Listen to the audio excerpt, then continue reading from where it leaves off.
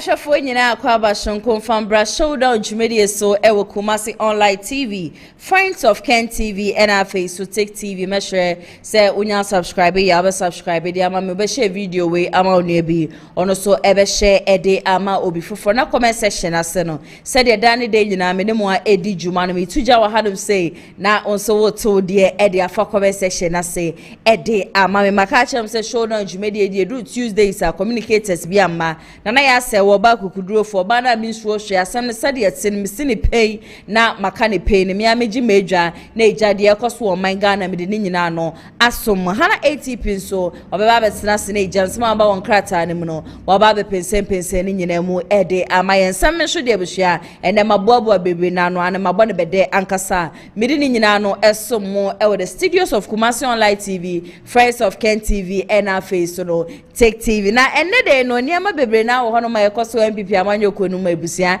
ene mebo wo machi ye papa esan se yesi se penit na fie na se niam ekobone na wantumi anka mofra we na nka na so wonka ye kana nka wefo na peni na nkasa mu no ade agese ye kan no ede kan wuntine ye ni sei na abusua ye tiechie na ye ni yesi bibia bebebia na ye de ya no betum ye beka no ye nye kom ni ye hwe se MPP party akane na ye do party na ye akono ye hwe se party ne betete apro apansansa debi ade ye beti ase kura ye nyina no nso ye nim se on the 6th of August arehusem eto man Ghana nyina ane ye mpenifo 8 na mo eko boase akwakodu wo mudwuma chese fofi anto ata helicopter crash kosi ye no ya hwe ni ma se update bi beba ene de ya me no mo kase ya de update no abaye be rewre ni nyina mu na ya twetwe nkomo e de afa ho saso and a veteran of Chief Justice ya kwa shwe nrada no the minority versus majority no in fact na nya asem ketwa ni nyina na ya semba kwa na se bomb ba akopa Alexander Afenyo Markins ane the minority leader osahene na semba akopa okokan ye ekopeki a whole lot of controversies de by ne ye be hwe ni nyina saso ena na Dr. Mahmoud Bawumia won na voter rage na chese wo ye campaign na no hye na ne campaign na wo ye na ni se MPP chairman or voter rage na ye friend Makafu or dey say me atudwa says ye kase ye sasa Dr. Mahmoud Bawumia in fact enya de ebebo akura ntinom MPP amanyoko ni betie no betie na hwepam dia wo mo sa so repeat eye Dr. Mahmoud Bawumia san say ye ban the history of MPP a bi brofu bi wo hono ma ye kan say consistency ane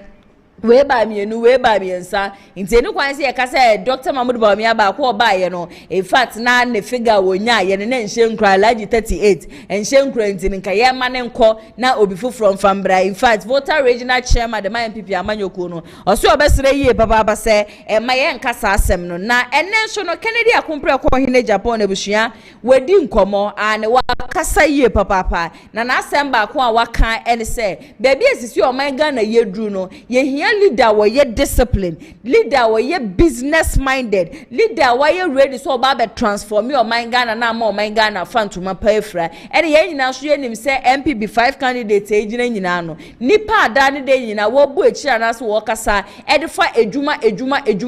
ho e Kennedy akompre ko hine Japan aside on no me share dan ho obi a na the next person na me de sa credit le be ma no e be ye Brian a champion na kompre ko Japan nsama wo kan ye no ne baby abefe bia bi boje no so ankasa esan se yenim se wono pe any so far the aspirant wa employee nipa over 7,000 in fact enya asem keto abapay wa bone homodin ye papa ne ye nyina so yenim se ba ne politics ye pepeni a se wa bo wo man Ghana ye papa ye modin enya Kennedy akompre ko hine Japan emfensi ho just last week go PM voter region whole teaching hospital adoya wo koye ye ne ade sika je so di gu mountain ebusua na nya asem ketwa medimu be PM wa Ashanti region in fact papa wa ye bi wa Ashanti region medimu ko Greater Accra cardio center Kennedy akompre ko hine Japan si ya 110 pesos simple afan free obi a hono ntisi ane de ye pe obi a obeba beboa no obi obe transform your mind Ghana there trust me say Kennedy akompre ko hine Japan ono eni obi a obetimi aba beboa mo mind Ghana afa ne ntuma pa efra ye man pedi so His Excellency John Dramani Mahama wedi nkomo bi na ne nkɔmɔ ne ne kasa yɛ nyina no ɛna wɔkyerɛ sɛ illegal mining galamsey a dane dan nyina ne yɛbɔ aban n'akyi sɛ wɔn mu sɛ yɛnsuo sɛ yɛn nsase ne adeɛ nyina no wɔse ɛyɛ adeɛ kyɛ sɛ sɛdeɛ we decide sɛ ɔbɛpɛ kwan bi ɔbɛfa so bi abɛ stop illegal mining wɔ kurom ha bibie no hɔ no ɛbɛtumi ama na attention free so or you so focused when it comes to the fight against illegal mining na nintino or say Ghana for na yenka yakuma mfantu yeyem na illegal mining ko ne de or no man penny His Excellency John Dramani Mahama wo be kokode yankasa na wahye say yensuo ne yensase ache say essay no wetumi ama full stop etumi aba ho ebsia na atoshi ane na atoshi 2023 no di BAWUMIA chi enne odi Kennedy compare ko hine Japan echi wedi nkomo wa cancel me se na studio ha de trust me ha be de ankase sansen sama maboabo no amede show mo no enye asem ketwa kra Lionage Clinic GH wo mo eno o masoma se ache se nde mede showdown dwumedie no eso mo ntima hwe yawe bi da so no wachi a wunya solution wo ye be ma wo mema sem no entumi enkoyie ana wo de weni bo oba ne so ano wa pepe ana se wo de ne de wo da de wura na na se pepe wa bipi de gu fom honom de abepa cho me kanfo wo mo de ama twa bi dua mponyanko boga se ye ndi aduaba no na ye fa na ha ne nsa yade no wo mo de wo mo te yankasa nti wo mo nduo ni nyina no eye purely herbal wa ne herbal medicine ankasa jese nduro no papa nti say ye wakoma na bon tentem say ye arthritis anyhow wo your ba fibroid how woman siesie mu ni ade nyina no problem ni nyina no mepa cho me kanfo wo mo e de ama wa chese wo frɛ wo mo a wo mo solution ankasa a wo mo e de ebema opo me chi akwan ya Kumasi no wo mo tech maximum sasho ena encremante mu nso de wo mo e wo spenters wo mo ye dwuma Mondays ekosi Saturdays each and every single blessed day bia na no pa 8 a.m. ekosi enwumre 6 p.m. Uwo bi memu ni ade a me pa cho frɛ wo mo a eye free consultation saso na wo man mu na fresh okra na eye free consultation uwo akra frɛ wo mo 0559658403 saso ena uwo Kumasi a ubetimi afrɛ wo mo 0558143438 na one wo mo atwetwe enkomo ebusua yenra nsɛm eja ndema boaboa no am mede eso mo se showdown dwumedie na ye beko helicopter crash ne ho nsensem ni mu but before that no eno ada vetting bi ko so wo krom ha na vetting ni nyina no Chief Justice Bafu Boni ne vetting na Chief Justice Bafu Boni nso ye nyina ye nim se branch se araba tokonu ye man His Excellency John Dramani Mahama konya petition efri nkrofo bi ho se mami ye niema bi a ensem fata se wo mo ka no prima facie wo mo hwehwe mu no na je se yade a je se maame no wa fom nti fom na wa fom no na suspension na esafata nti ye ka kire so won kwotena fie kakra okotena fie no ene yeyi acting chief justice ayeyi no ono ene Bafu Boni na papa yi ehya ase je se obi besie ejuwe we gusu a wo ye oko minority ye MPP amanyoko no sholi diti ase eniema bi je se NDC aban ba ye wo mo ye no niema bi je se ebe ha wo man Ghana ye papa esan se eba no ye politics won sensem a eni kwan se ye di ra ye mra ho sensem mu the moment a the politics ne beba be fra ye mra sensem no mu na che se take over ntino the acting Chief Justice Bafu Boni a wo mu yi no the minority was so against it to say maame ne inform ye ena maame na bibi biara kra wa ye bia no mu betumi ne nakayeti krom ha na meka chem say ade a maame ne the case no akwa mu ewo ECOWAS ena wo mayibu kra ne nso na ye wo no ade a maame di kopie mu ewo court na minority no resist this concern ewo floor of parliament say the case no egusua ewo court no eni kwan say acting Chief Justice Bafu Boni yetumi ejini tum no ne ba no be ye Chief Justice wokrom ha ye nim so say ye call parliament house dia NPP amanyokuo no super minority ena NDC kitabe 2/3 intino the minority ni be ka say ye papa say ye papa because say majority NDC amanyokuo the members of parliament do so intino wo mu betumi abo asem na minority eka no atu egu wo mu koye asanka wo mu ma bafo body say ye gina tum se womra na ombeye chief justice romo mpesa saade no ebebem na kuna wo mo kunye na buhwe nkosi agantie no ada and the vetting committee one more tenase na vetting committee tenase no ye nyina ye nim even though say minority ye MP before ka say they will not be present by the end of the day no na wo mo ye present na majority leader versus minority leader na in fact ebusuya no ada na nya asem ketwa na ye nyina so ye nim say ba no Alexander Afenyoma case he is a bit controversial or a very controversial person enti ebre wonya akwanya no say obekasa no and what about Bekasem? Ebono bafu boni achese ne womo veti na womo shase womo betumi agina tumuno or ye disputed chief justice ene ye nyina ye befo ye dictionary and ye besua de ye papa na sa disputed chief justice word na Afenyoma kin erezi ye no ene de mahama or majority leader wono shose there be Penny we chairperson wo program yi mu ensem a chese ne minority leader Afenyoma can see ke ensem a chese enchire buo ni ade na so obekọ as far as o ka say bafu boni no disputed chief justice ne de wone ne nya adwen na buhua ye ka so obi ye disputed chief justice it is not a didi attempt enye didi attempt Alexander Afenyoma case was trying to say yes, she said, ye Araba Tokonu, NDC aban ba ye, yes, amafu the petition akwa kopie John Dramani Mahame and untini ye suspend ma meno kwa che krano, ma mene ni ajini dibre no krano, ye free ni nsem no. E san se case ni wo court intino. Se ne, ye da sore, na se mo ba na mbeka se, mo ba be yu obi fufra, enye mra. Eni kwan se wo mo gitum.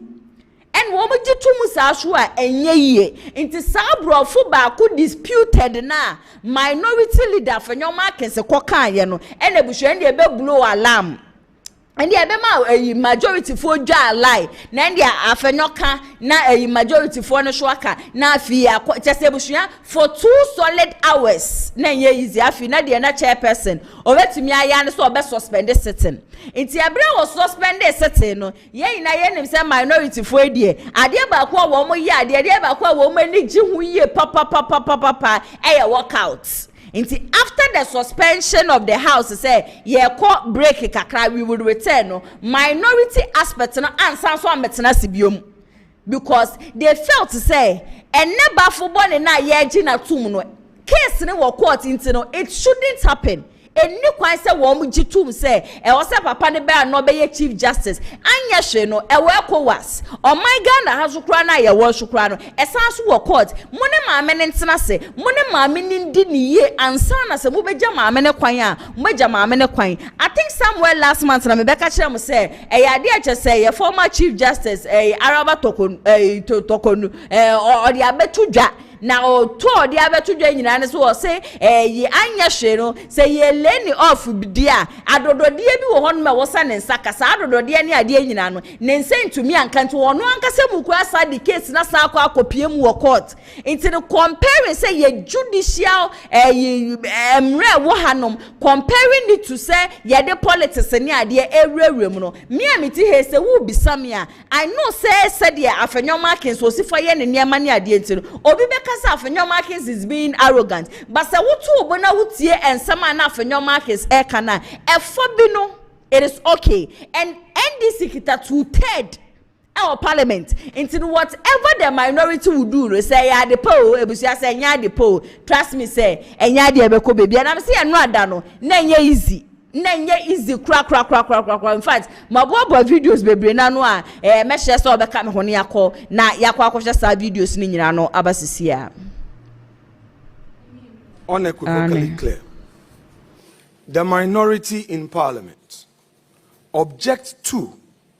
and Chairman, I object again. I object. Hold on. Honorable particular point. I must place on record that I have admonished that we should all operate within the ambit of the law. Honorable Minority Leader, be guided by Order 103D, and then let's make progress. And under 103D, if I may read, to serve as a guide to all of us, it states that a motion shall relate to a definite issue and not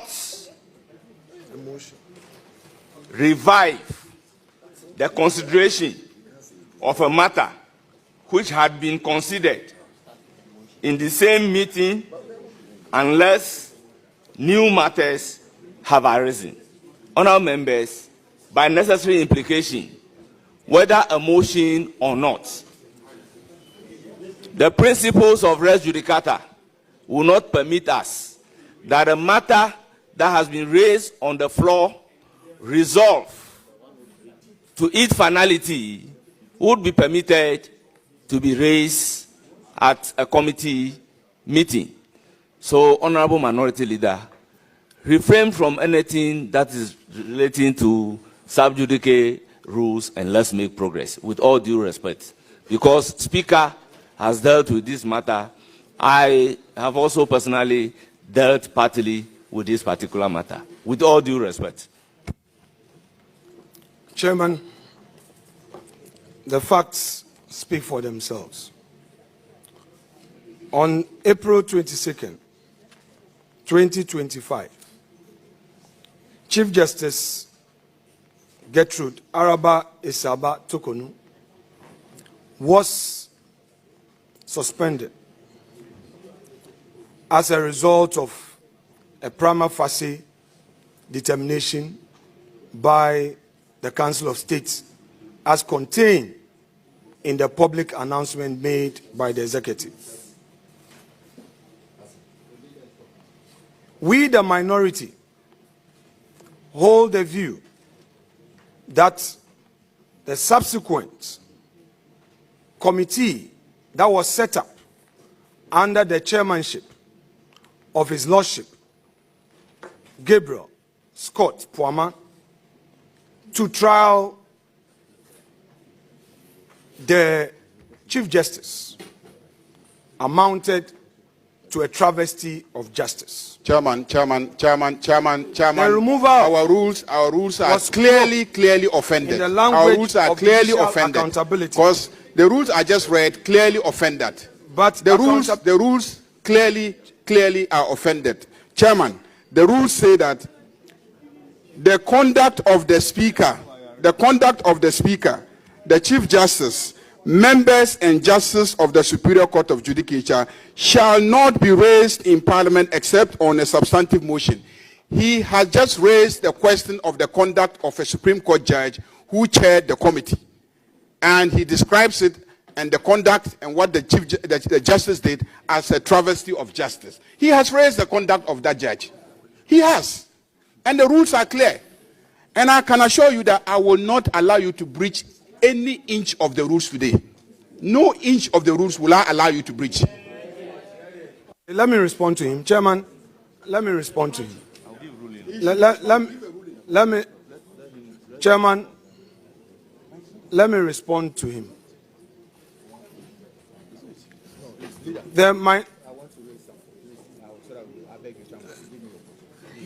I cannot go and be giving you the opportunity when the person who is speaking is in the process of responding to the issue. It doesn't fit in the rules. Yes, Honourable Minority Leader, you have the floor. Mr. Chairman,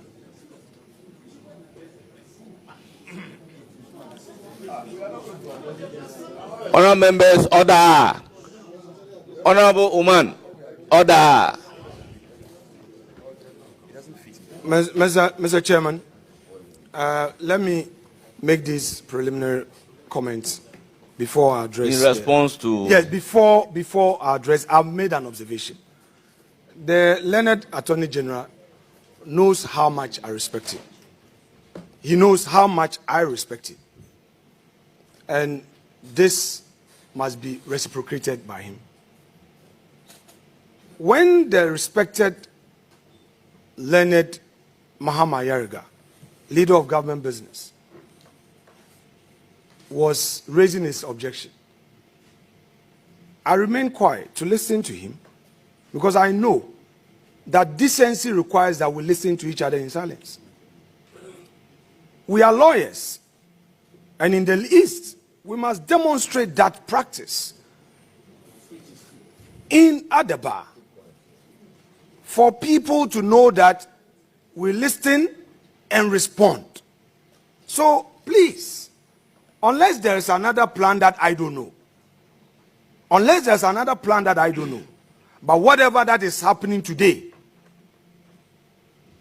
history is watching. Now let me respond to my respected colleague, the majority leader. Chairman, it is his contention that my reference to the committee's work amount to attacking the conduct of its chair. With the greatest respect, I need to be listened to, and he has to pay attention to language as used in context. For the avoidance of doubt, I am repeating that the minority holds the view that the committee's work resulting in the removal of her ladyship, the Chief Justice, amount to travesty of justice. It is a view we hold. It does not offend Order 1237. Order 1237, with avoidance of doubt, provides the conduct of the Speaker, the Chief Justice, members of Parliament, the Chief Justice, and Superior Court Justice of Judicature shall not be raised in Parliament except a substantive motion. Now, the distinction must be made. Respected Ayarga, please, bear with me. I've listened to you. The distinctions must be made. Your work in the regular official duties and a critique thereto must be distinguished from personal conduct that one would consider as misbehavior or stated misbehavior. I am not, with the greatest respect, impugning the person of the reputation of my Lord Puaman, who I voted for under the influence of Honorable K.T. Amon. When all the odds were against him, I have nothing personal against him. Because even where there were personal issues that people were attacking his reputation, I was one of the few who stood. Mr. Chairman. So I'm not here to attack him. Mr. Chairman. And he knows I won't attack him. The caucus is talking about, please, Honorable Ayarga, let me finish.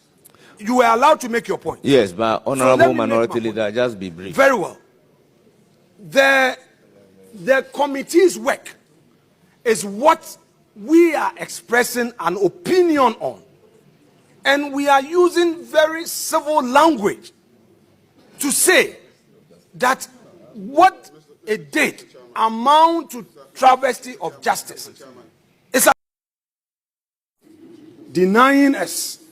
every opportunity of expressing our opinion on an important national discourse. Be it known to you, Chairman, and the committee and the country that we, the minority caucus, hereby vote en bloc to reject the nominee. We would want to state on record that the majority can proceed with the questions. We do not intend to proceed with any question. We are, however, registering in the strongest terms that we reject the nomination, and the records should reflect that the report of this committee be a majority report. Woman, comport yourself. Honorable colleague, when we show you respect, reciprocate. So far, we have extended to you every courtesy. We've heard all those unpalatable words. We've heard the abuse. So please, for posterity's sake, listen to us. We don't need to vet a nominee before we vote against the nominee. We have preliminary issues well grounded in law. You may disagree with us. And we say that on the basis of that, we cannot be part of a process that would give rights to another and deny another of her bona fide as enshrined in the Constitution. Chairman, that said, we would yield to you to proceed whilst we exit this committee room with our views well documented for the records, and on the floor we shall proceed with the debate, further stating our position and take a vote against the nominee as required by the rules of the plenary. Thank you very much indeed. Alexander Afenyo Markins and I just say and rather in fact easy vetting of a Chief Justice Bafuboni. Jawosha said ye were tona mahama yarigas wa tono no so atoni adia. Nini na no nkori nam say NDC amanyo kono. Wo ye super two-third super majority ntino. Nini na akori ye minority fo bufu ye. Wo mo ka say wo mo ntia se san say adia Chief Justice position e wo honom enye vacant ane ewo mremu se still na atokonu eni obi a ewo so ye Chief Justice san say case ni wo court ni asem ni wie ya yemfo bi foforo emfa ni mbe replace na minority ni de wo mu hu ni say ye judicial system no e na wo mo de politics NDC for e de politics nsensem no ewremu nti enra da cha say ye je bafo boni tu mu se wo no e na sisi a act ne na ne shubio oye Chief Justice of this country no minority ne nya part ani Alexander Afenyo case ani anodom preni ni crew ni nyina no they weren't part of the whole process na so na ja 2/3 fo a wo mo ne dia wo mo kai final no we ya dia je say wo mo vete papa ni wie ye e baba pay say ado ye Chief Justice na papa ne kasa ye ba akumu no e no obeka say ebra no ye young no na ade ba ko a atayi the cromfo te chiamoa na nkasa Ghana he nyina cromfo kesi a say ya grab ne pa no o se ebra no ohwa no na wo hwe abrantie bedi nanim no hwe abrantie no ni criminal cases ni ade a na soso ni ade a avie ko wie na ba se wo mani mfie no ye judge ya mani mfie no wo tu nani na 70 years no obetumi dia mani e san say na onim sese ata yi ko no kodem 70 years enta so ntwa 70 years no mra no na ya ade a no ba fo ni so obewu kura no ewu ko because abrantie na ni criminal records na ekita no se na wa mani mfie je se so ni ade a no osuro se abrantie ni ye ja na ebia so mani 20 years no okono oba obeba be ha me eye na bushia ni ade but se dem di kan ye no ebeko be ba nyi na echi no eye ade a chese sisi na ye Chief Justice eye Bafuboni ebusia ye nwremu ye kodia na chese helicopter crash e see here on the August 6th August 2025 chese eji enyansafo nimdifo eni enkrofo a chese wonka wo bo manga na etumpo manga na afa ne ntuma pefra no sankrofo 8 ni nyina with 2 helicopters and 2 pilots ni ade nyina free yensem ya eno so be ya rehosem wo Ghana magana fo yeti ni show ekasa ye no na da ne de nyina especially me video comment section asiamanfo tumi ba na ya investigations ni ade a wo show ekohwe da ben na no mo de report ne beba ene report no ade a chese se wo mo dia ba na nu ada na just say ja wo mo submit bibia e rekoma ye man penis excellency John Dramani Mahama and wo mo shadow and day 11:30 say and then na de see ye no wo mo de beto Ghana fo nyina enim na eye captain Fojuo and e kasa ye na captain Fojuo ne nsema wo kan ye nyina no ye be kwa akotie ne nsem no but before that no cheche nsem bi say helicopter na nkasa no ebra na eba be free eye nkremante mu aba be pie mu oboase no na problem bi e ne helicopter no ho na helicopter na ya ade just ti apankasa but wo mo ne na wiemu ni ade no na weda na and even he spoke about time and na wasanka wo mo free eye enkran but wo mo ready weda no wo mo hu say weda no enye favorable ntino wo mo etwen ye be ye 1 to 2 hours kra ansa na wo mo set it off to obuase nti during that time no eja weda na ho sensem ni ade wo mani ba wo mo so na just helicopter no come very very very high enum an say ja ye te ya ne sepan yesi a just nipa 8 ni nyina no wo mo hwere wo mo nkwa ya ba wato ne bo in fact wa cheche de ko ye ne de ba ye nyina mu a mesha so obeka me ho ne yakọ na yakọ akotie ni nyina so abasisia. Dignitaries, ladies and gentlemen, good morning to you all. Before proceeding, I'd like to, on behalf of the Investigation Board, give our sincere condolences to our dearly departed heroes. It is said that an aircraft investigation is taking a mess and converting it into a message, which is what we ended up doing. It's my humble duty now to take you through the presentation, which reflects the report that was presented yesterday.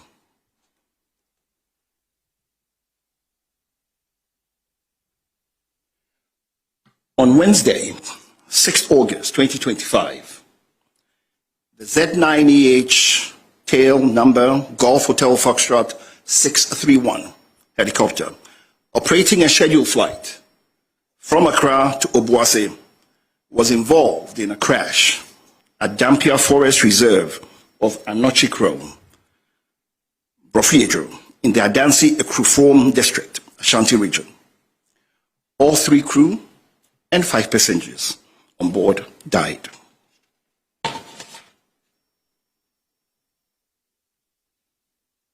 The President of the Republic of Ghana, His Excellency John Dramani Mahama,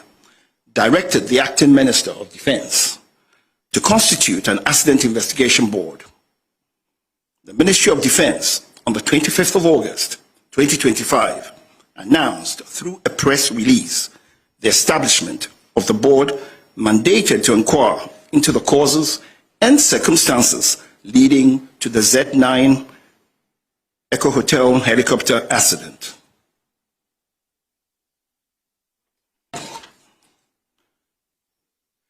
This investigation has been conducted in accordance with the Ghana Air Force flying orders, the Ghana Air Force Air Staff instructions, Annex 13 of the International Civil Aviation Organization's Convention on International Civil Aviation. Generally, investigations under these regulations are conducted to determine circumstances leading to the accident and prevention of future accidents and incidents.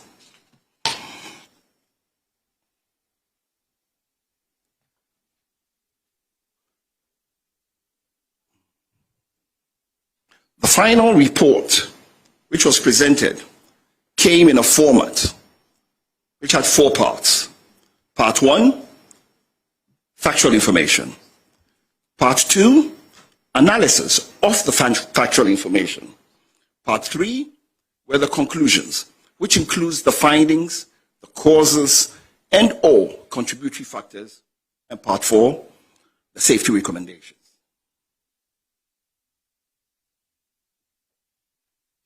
The composition of the board. This is now getting into the methodology of the investigation. The composition of the board had national security, Ghana Armed Forces personnel, personnel from the Aircraft Accident and Incident Investigation and Prevention Bureau, Ghana, National Intelligence Bureau, and we had some staff from the US Air Force also with us.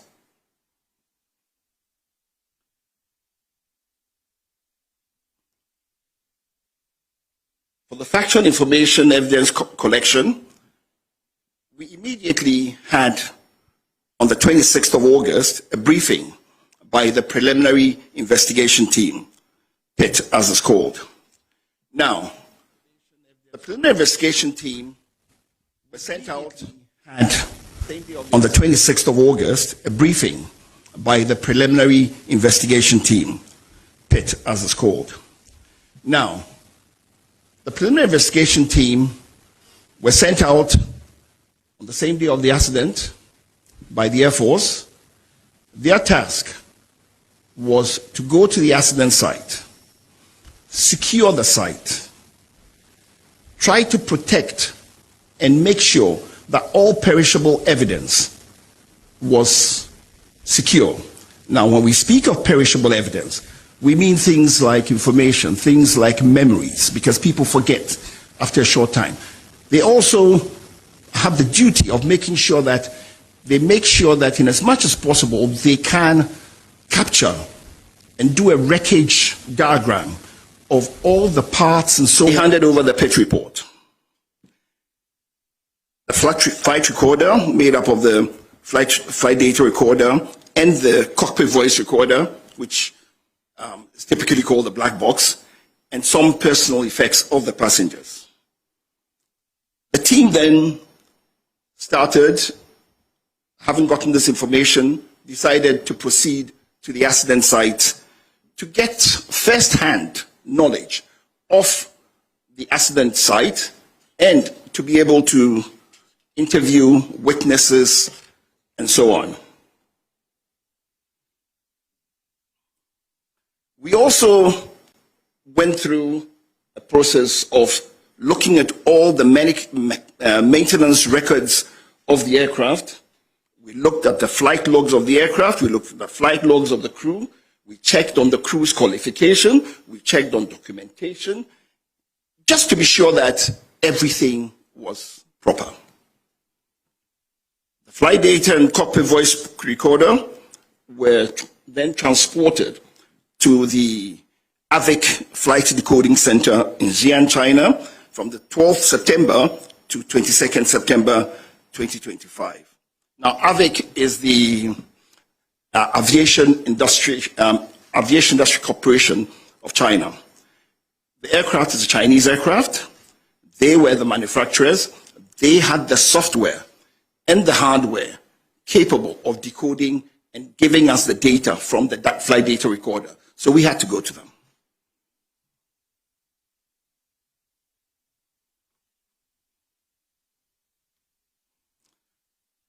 We also decided,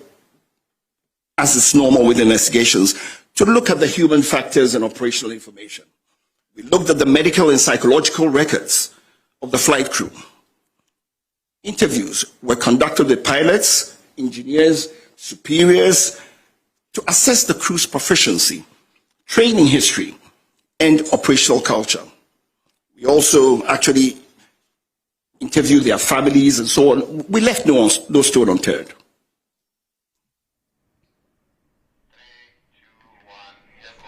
Ebusia video credits no enconfirma joy news. In fact, ni video no ewa nkasa me sorry for dwumadi esu a ye be post full video na nkasa ewo Kumasi online TV nti mo amopese bia mutie ensem a Captain Fojo echirechire mu ni ade nyina no ubetimi akono wekotie ne brofo no full video na me hu comment section asese amanfo se na ya brofo we de yesere wa nkasa chirechire mu ema ye ntimi be to bobo na eja me ma summarize ni nyina no e de amamo eye ensem ne brofo kese na captain fodwo di tudwa nyina ne se wo se de na amanfo echeche se NDC aban no NDC fo de yenim de ombetumi aye na sese kura no wo bi na de ne nsa keka eye helicopter ye agese ma ne kɔ hwifom no wo so obesere yie papa no kura bi anim na investigation a wo mo ye no kura no eye first part second part third part and afi no fourth part into wo mo wie no maka ni nyina bomu aba be kyerɛkyerɛ mu magana fo nyina no ya so atumi ate bi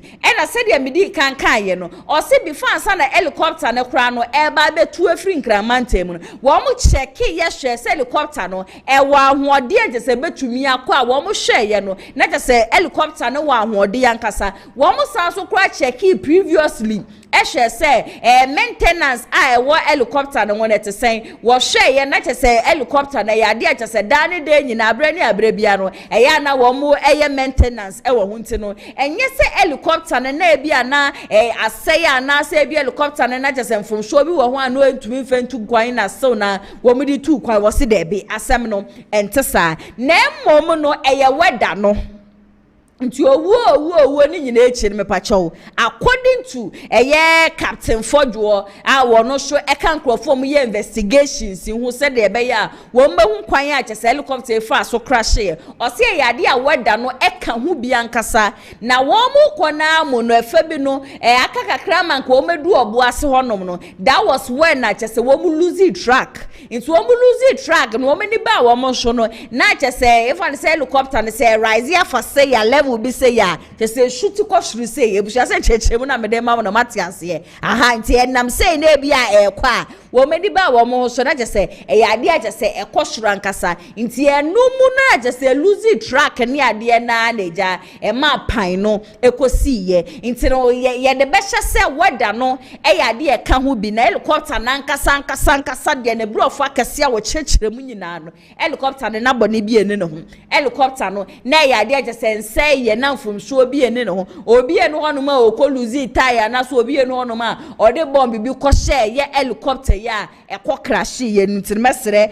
reporter chese ne nam na zina helicopter na amafu shechire no mo na wonam wo mo so masade we si ye nyina obesere se nukura bie nim na de ekura be bie si ye adanse we na ka je some few minutes bi mpo emo meduru be bia je so mo kwa akoye program no but eja ya ade ebesi shu de obi besi emi hu yanka eni anu edu ade ebesi de ya twiemu tan a ya ade a chese ebesi na nipa 8 a chese wo mo hwe wo mo nkwa Dr. Edward Manebu ama that time na ye minister for defense in fact ni wo ni de ya ade a na ha adwuye papa ye bekoso a abompa ye asretwedi amponyankopon se onfa ne kra emfensie saso na Dr. Ibrahim Mutala Muhammad wono so na oye minister of environment science technology and innovation and Dr. Samuel Sapon vice chairman of the NDC and Samuel ABOAGYE former NDC parliamentary candidate Edema Obuasi East onwasho and na Nadmum Deputy Director General Saso and Alhaji Muniru Limuna Muhammad na oye acting Deputy National Secretary Coordinator and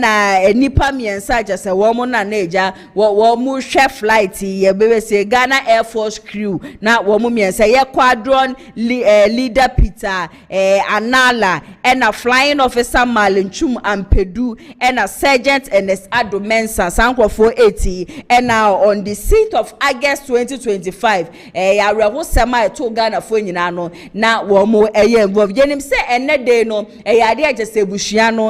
obi besie ye bie wo mu kurani wo mo nkafra nkasa areho sem ne de enya sie wie ba twedi amponyankopon no ode ma no no aso na agent at the end of the day no eja Ghana fo na mo pe hu de kosi ye agese ma helicopter crash no esi ye nde Captain Fodwo wanya ntobuase wa kirekire ni nyina mu e de amaye ntina 40 bia ni Z9 no na nse ye na problem bia ni be ya de a weather ne nso ka ho bi ni ye na so enim se 2025 yankasa no weather we chese the only year me hu se November ni ade nyina buhia insure den eto 2025 nti wo kase na weather no ya de chese ka ho bi a I think say ye ne be ya adwen ba ni nyina mu nyankopon emfa wo mo kra ensie ebusua yentu fa neja ye monra MPP amanyoko ni mu akachie na ye kwa MPP akachie story back one from last week ebe nyina no machiti ye papa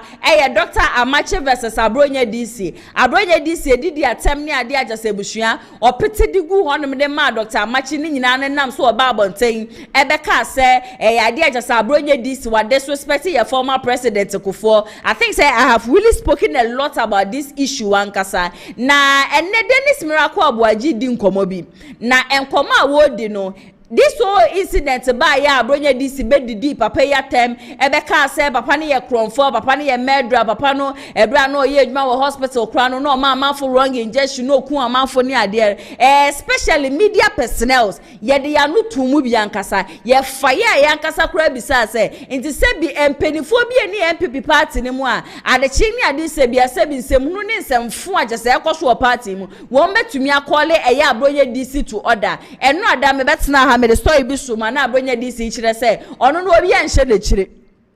onsuro bia oye just regional chairman de ma MPP party no obi enu obetumi aka na no atum se de asam ne tie no obeba be fire say be affect party no affect party no ono Abronye DC emfa ne ho odi sa ne nkomo ni nyina wie na Denise Miracle Aboagye ne wono so kasa no say onti ase de enti Abronye DC a won ka Dr. Mahmoud Bawumia crew ne ho onye part of Dr. Mahmoud Bawumia ne campaign team ne ho na so dan de nyina no Abronye DC kono okodi ne nkwase asema na so okopoli a ne de aba be hye Dr. Mahmoud Bawumia wo se sa de na ekosho party de mu de anase ekosho Ghana no ono adwen wa wonte ase Abronye DC fiti braja so oba abonten be ka say onu na jese nyame ya adom na se ye koto aba 31st of January 2026 a obeto aba ne de ama Dr. Mahmoud Bawumia no boni biara branche ni bedi bia no no mo de aba be hye Bawumia ba o kama obi ate ase se Bawumia nim ho hwe Bawumia nye onu na hye Abronye DC echi nti se ye penkrofo kra ye bese ye hodi Abronye DC responsible dia ene na wo se eye national secretary de ma MPP amanyoko di JFK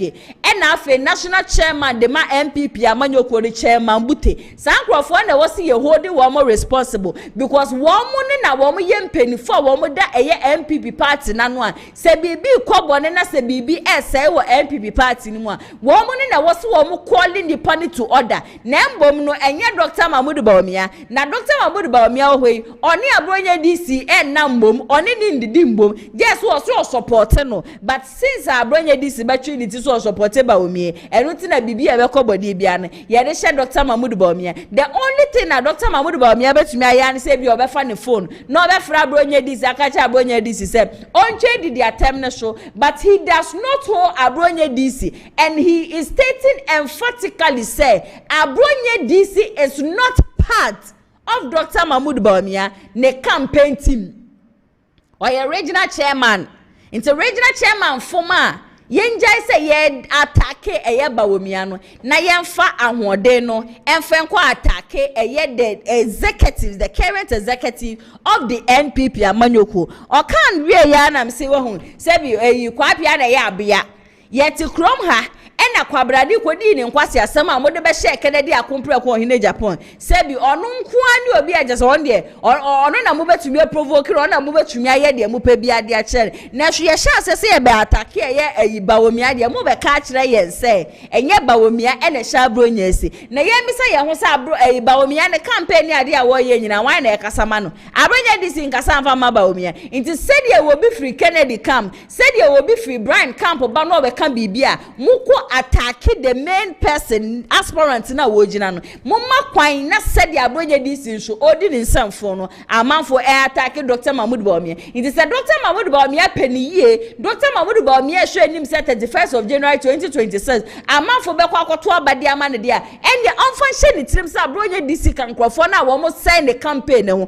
I have gotten the chance to speak to a lot of delegates and some of them catch them and say because of Abronye DC they are never going to vote for Dr. Mahmoud Bawumia. It is a Dr. Mahmoud Bawumia penny. Said Dr. Mahmoud Bawumia pursue din kudi 2026. I mean him say and to be possible nedia. Then he should call Abronye DC to order. And Mama Mountain Mekasa we should stop attacking Bawumia. We should stop attacking Bawumia. Bawumia tua na Abronye DC. We tie measures so become honi yako na yako akotie Dennis Miracle ABOAGYE seminal and from Brasisia. Ya de mbra na era na ekuo no. Yeko ne mbra no. Emma wo flag bearer and I say former flag bearer and I say former vice president to me over a regional chairman. At best, the Obayane say, Ebia wo kojo minimum na waka bibi na ntwe ye na mafafo na mafra say ah kojo na de we aka e de say nko yi o me ko abroche memno bi ka say ah na wo ga na ni na oti ho and our radio station back home in share from presenter could you or can something to see no and on Nenkasano. Now, yes, sir. Now, the market cancer now. They say, ah, na Ghana, Michigana, and pa and Ghana radio presenter. But the first time Michigana and says, I'm a channel doing yet. The over to me at Kojo, Jantwa, they are on air. The owners and the management of Insira. And yeah, me just because me Ghana ni na kojo nso ye Ghana ni because they are kojo ye no me egu me ho fi egu Ghana ni na ho fi nti me metumi ate kojo ni so me frɛ kojo na me ka che na opa notie opa ontie but ye wo mo a eye o masudie a wo metumi atwe kojo aso ana wo ja sa nkrofo no weja kwasitum weja management of insida na wo de weni besa miracles a ono abakomo wo se mo nto abama no e ka chen say yan to ma wo because wo kromu wo radio presenter bi a ogu mo man ho fi ana wo ne nkasa na wo be jan say yan to abama Obekaya, there was a point in time the general secretary of the party issued statement I refer the original chairman ABRONYE to the disciplinary committee. I didn't know General Secretary Nankanche Dr. BAWUMIA said, on no issue, Wema, sanction ABRONYE because he has no such mandate. Nede the okay nyane say Dr. BAWUMIA money awaye nyane say ABRONYE bie na no kan ye say about one na MPP kono me ABRONYE metwa ma Dr. Mahmoud BAWUMIA because of that inti ABRONYE no munsuo anaso no ma petishia ono mo Dr. BAWUMIA di mu odi benku a odi BAWUMIA di mu simply because ABRONYE as one of the voters. Remember ABRONYE na organize elections no and ya ABRONYE na friend is saying over running presidential primaries no could you ABRONYE or you just one voter out of the 280,000 voters that Dr. Mahmoud BAWUMIA remember in the context of these elections yes, he's the regional chairman of Bono region but he has only one vote and into the Dr. Mahmoud BAWUMIA vote no on one Bono region no he has only one vote. Dr. Mahmoud BAWUMIA also vote no so yenim tuntum num fita nim we yem pubi vote na wope nipa ne so obeto ma na sebe o ya ponte kura na so bakoto ma so obedane kraman ana obedane akokọ no eno nye wadwuma sembre no so na se wo se wo ya ponte banka wo ye friend se kraman e beboa wo be frɛ onua na de na wo nda ne wo ho enye kraman se na wo si ya ponte se mi de be hadwo na wo nye kraman mai se nipa ne pa no say matter but okase ontia wo won't mean anything because you have absolutely no mandate over that person. But you make miracles. Me a member of the Dr. Mahmoud BAWUMIA campaign team. Me a director for communications. It me some no kasanopi. Se me kaka se fi bia kuya.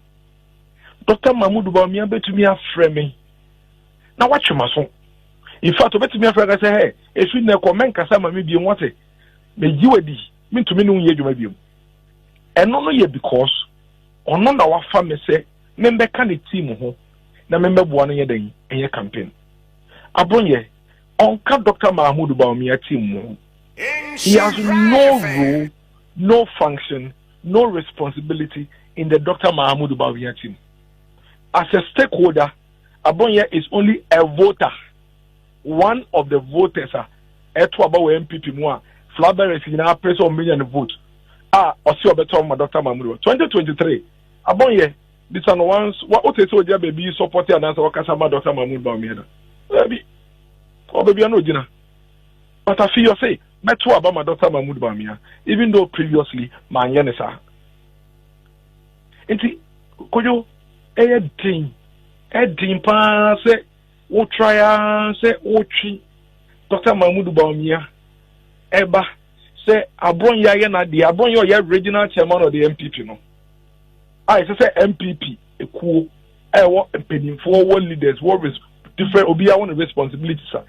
MPP no wo mbra ye members de no wo say Abronye subanti enunti Dr. Mahmoud Bawumia nsa fata say obeye leader wabra Abronye onye Dr. Mahmoud Bawumia campaign team member na Dr. Mahmoud Bawumia tiano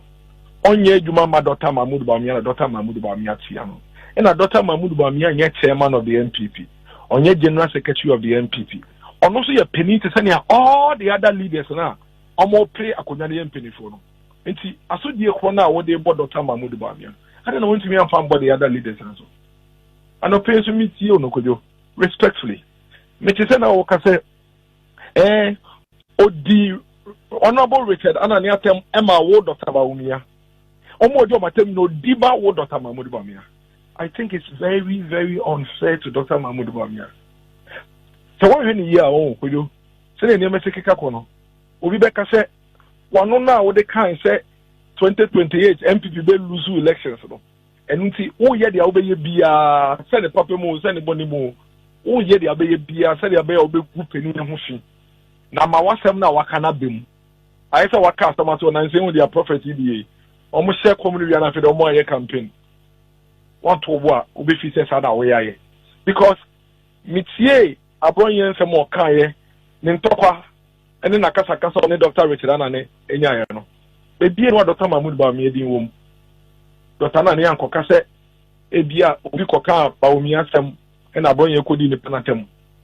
Abronye so kasa no wanka o bebi ada said Dr. Anani akasetia Dr. Bawumia enuntu no odi natem Dr. Anani say there was a national council meeting omampeni kofo beka assembly na no won say Abronye na sorry eyi omampeni kofo ano na Abronye so ade tin ono so abeyi Dr. Anani ano nkomo mienu nyina afenu mienu nyina na chese Dennis Miracle ABOAGYE ene yakọ akwakotie ne nsem abane nti wotie nsem a chese Dennis Miracle ABOAGYE kanyina wobaso wo ka kire Ghana fo se de Abronye DC eye ne ade nyina no wonka Dr. Mahmoud Bawumia team ho wonka Dr. Mahmoud Bawumia campaign team ho de oye bia wo ye de ama wono ankasa ne ho ba ye ti kromo abusua ye nka bi nhwemu ena Dr. Mahmoud Bawumia wo ye ne campaign to ewo bi Abronye DC kro ya ko gina platform so etoto ayampia ne ade de ma Kennedy akompre ko hine Japan misre bisa Dennis Miracle ABOAGYE say sa de na Abronye DC ekodi ya wodi Kennedy atema e ma Kennedy supporters a wom ye delegate anu wom ho no wom so bufu ya wom ka kire Bawumia ne nkrofo say wom ka de wom ba wom beba ba ye no why na favor no Dennis, maybe so say, Sadia na Abronye DC ye and why na favor no. Abronye DC di Kennedy akompre ko hine Japan atem no. Why any favor no? Baby biara Abronye DC ye bia no. Ye nyina ye nim dada say ya dia favor Dr. Mahmoud Bawumia. It is said Dr. Mahmoud Bawumia pese Ghana for jitu mampa say he is not behind Abronye DC. Adia just Abronye DC eye na onu Bawumia on foaswa. What is stopping him from coming now to come and then condemn that act Abronye DC eye no publicly said ya be ya Ghana for be hu ni say ade na Abronye DC eye no e ya ade wono Bawumia nsha eche any contact crash ebusu esi ye se mo be ka ya ebra just a crash ni see ye no yenya MPP supporters nkwala bia wo mo kotena be fontentan fidie show e kan semfo edi ye mampani Excellency John Dramani Mahama atem ebi make allegations say eyade ye mampani sa hyase na sa helicopter crash we yesi ebra ye be chi nkwala yi kotum ye yi ba kwa ye friend fanti comedy Dr. Mahmoud Bawumia de won sa kotu ni nsem echia abrantie e ma abrantie be ge video be ka say ebra ye chi no Dr. Mahmoud Bawumia fa phone frey e ka kire wo mo say ye ma abrantie ne special treatment e obi a ye wadi boni a ya chi no ne 7 fried rice ni akokɔ nam. And today, you people want to come out and then paint Dr. Mahmoud Bawumia say he is saint, and then Dr. Mahmoud Bawumia has got nothing to do with whatever nonsense that is going on. Yet, and I mean, I be blind Bulgaria. Would Kennedy attempt. I hear one year who said Dr. Mahmoud Bawumia Kroya or the Nensakwa to a brand here, and you come out and you tell me Bawumia is innocent. And he expects me say Sebi, a son say, and with no respect, a son say my near friend of my suswe sinto, and dear air question I mean one amentiana. Oh, you people should save that. Enough of the pretense. Everything that is going on, Obi free Kennedy camp there Kennedy. Now no be free Bawumia camp there Bawumia. Me say, said the ya another day na mo point fingers at Kennedy akumpro ko in Japan say, ono no shen near mechi. Ya cheche ma wuntu me ma kan je say Kennedy na shechiri. And I started back aside. ABRONYE this year the name passy, and you on one as I got na won to be TV. Equaka second in the shade. Yente ha, and a cook ya bema, will share bema a caliber a man like him. Just say, Bema no one ya corner, Bema no one same cry, Bema in Basabi, or Quatina won to me TV or Croya, Equaka Ghana for say, Eddie Atema just a Kennedy's team. One of the man Dr. Mahmoud Bawumia, I did just a Kennedy in the shade. And I'm sure man about and send back a Ghana for say, be a Kennedy, ye be a Kennedy team, no and the boss about me, ye be any team, yanti ya. So why are you coming out today to pretend? Why are you coming out today to behave as if say Dr. Mahmoud Bawumia do ye saint, na say Kennedy do ye saint? E kot tiamo dia mu pe bibi dia kire mo ho. If Dr. Mahmoud Bawumia wants Ghanaians to believe, say, he is so innocent and then whatever nonsense, ABRONYE this Eddie in our own he should come out publicly and condemn it. Because this is what Baba condemn no. Bibi biara ABRONYE this biano. We are going to say it, say, Dr. Mahmoud Bawumia and the Shene Sebi, Obi and Yobi and Chen Yobi. Obi and one ma wo yobi echen yobi ni nyina party kro no ma de wo bre 1992 mpodo mo sere se yempia ne mfa ne nkotunsuom de wo ba 2008 ne de yemma na shura hingwa no metena so wate bi da de wo sacrifice e wo MPP party no mu you people want to sack him na no adam hu video bi na circulate abrante ye friend koke wenya ne hote honom e ka se Kennedy akompre ko hine Japan se Bawumia wini a wo mo be pam Kennedy a free party no na it sounded like a joke to me. It sounded like a joke to me. Mo bet you pam Kennedy a free party no. This is someone onye bibia fembo party no, and this same koka ye share ne ebisa say said ya woka say ye be pam Kennedy a free party one kasa woman what have you done for the MPP or say ye chi obi a ya mekoja no and a yesu si we MPP party no a ya mekoja no and look at sebi perform fan chame be ma be say and na detected the Ghana for that is why I keep telling delegates to say if you go and then you vote for Dr. Mahmoud Bawumia and kwafo etwa ne ho ahia wo no wo mu ye adwuma then those are the people that woman Dr. Mahmoud Bawumia be ye adwuma so okora akoto aba de mana ye sha asie se ye chichi amanfo yi kire me Kennedy nipa ba ko a o kan campaign team ho a ya che no NDC ba ya wo mo chi MPP foi wo mo fire MPP foi kire me nipa ba ko a o ka Kennedy akompre ko hene Japan team ho a ya che no you will not even get a pinch of salt. Because you know why? Because they are following someone who is disciplined. Kennedy is disciplined. Kennedy also son kwasi asem so. Kennedy, who yes ko be me yachiwatum. That is the leader Ghanaians we need now. Kennedy is a no-nonsense man. BAWUMIA nkrofo edi rechi so omuko yoku an so omuko CID ni echi bitum na jase ebi diska ne jase ye ma ebi be conditions a wom do muti pem kra buhia nyeye but show me a single person from Kennedy Akumpre ko in Japan team unyo bia cuz they are just like their leader. They are just like their leader. Na ne Alex Tete di nkomo bi. Na Alex Tete ne nkomo a wedi nyina ne se ye pe wo bi a wo say MPP party na Dr. Mahmoud BAWUMIA. Na wo show bi ti sa ABRONYE wo ka BAWUMIA team ho. Na ye man 11 seats. Na ne aka 1 seat. Na onu mpo ni nya ho Crucify ya amanfo a. Ono Alex Tete ya na na reho. No wie no obekire say said ye na me kenya say ye ndisi ba e wo mo chichi eyi BAWUMIA ne nkrofo ni ade wo ka Kennedy team ho na wudi wan sidi kura Kennedy wo beje wan jidas anas wantumi entu obema ye de watum enunti ena baby sorry baby Ghana yedru sisi ano ye hia a leader like Kennedy Akumpre ko hine Japan ye ntie sansem na Alex Tete so kan no emra sisi a fo no ye de na fofo hwe se wodi oba besia na ye de na tum na won so wusem ena wo yirdem na wo makosuku a de na be BAWUMIA da urumenti hwe nim guase ato pom enne BAWUMIA makramufu nineni maguase ema hana ena enya problem o hyem yiwo na MPP ubede gina ho ye campaign aje yewura kompre kope because wo ye campaign evidence abasampa ma membu amubebu mu nkofo ne dio magum yi omoda sugum enya se me na mgina ha na meka enti wodi we na ekogina hia ye campaign because mu ye ni ya Bible senka wani mante di Kwame yesre Kennedy nkofo ba apontiom Kwame wu hu ba akosi ya chi bi na wo so for be corruption because ye be pam Kwame nobody wo Kennedy abemu a wo betini afa aban sika de ye ne ope wo mre nkofo gu kolebu all the 16 region ye benya kolebu standard ye benya G standard ewo bebia na nipa esu okure mu nipa nyamomobo hwe oba be sika amafa na twe mu wi amosi aban ni trimode enka wo hana akra wo ye Muslim mu ye pepe ni de mu de yenum sanka mu ye discipline won tesa wo enam BAWUMIA nti wo ne Mahama na ti utu wani anka afori anopa na kwa ko ni fie ni wako ni wonam se hana one Mahama ye opposition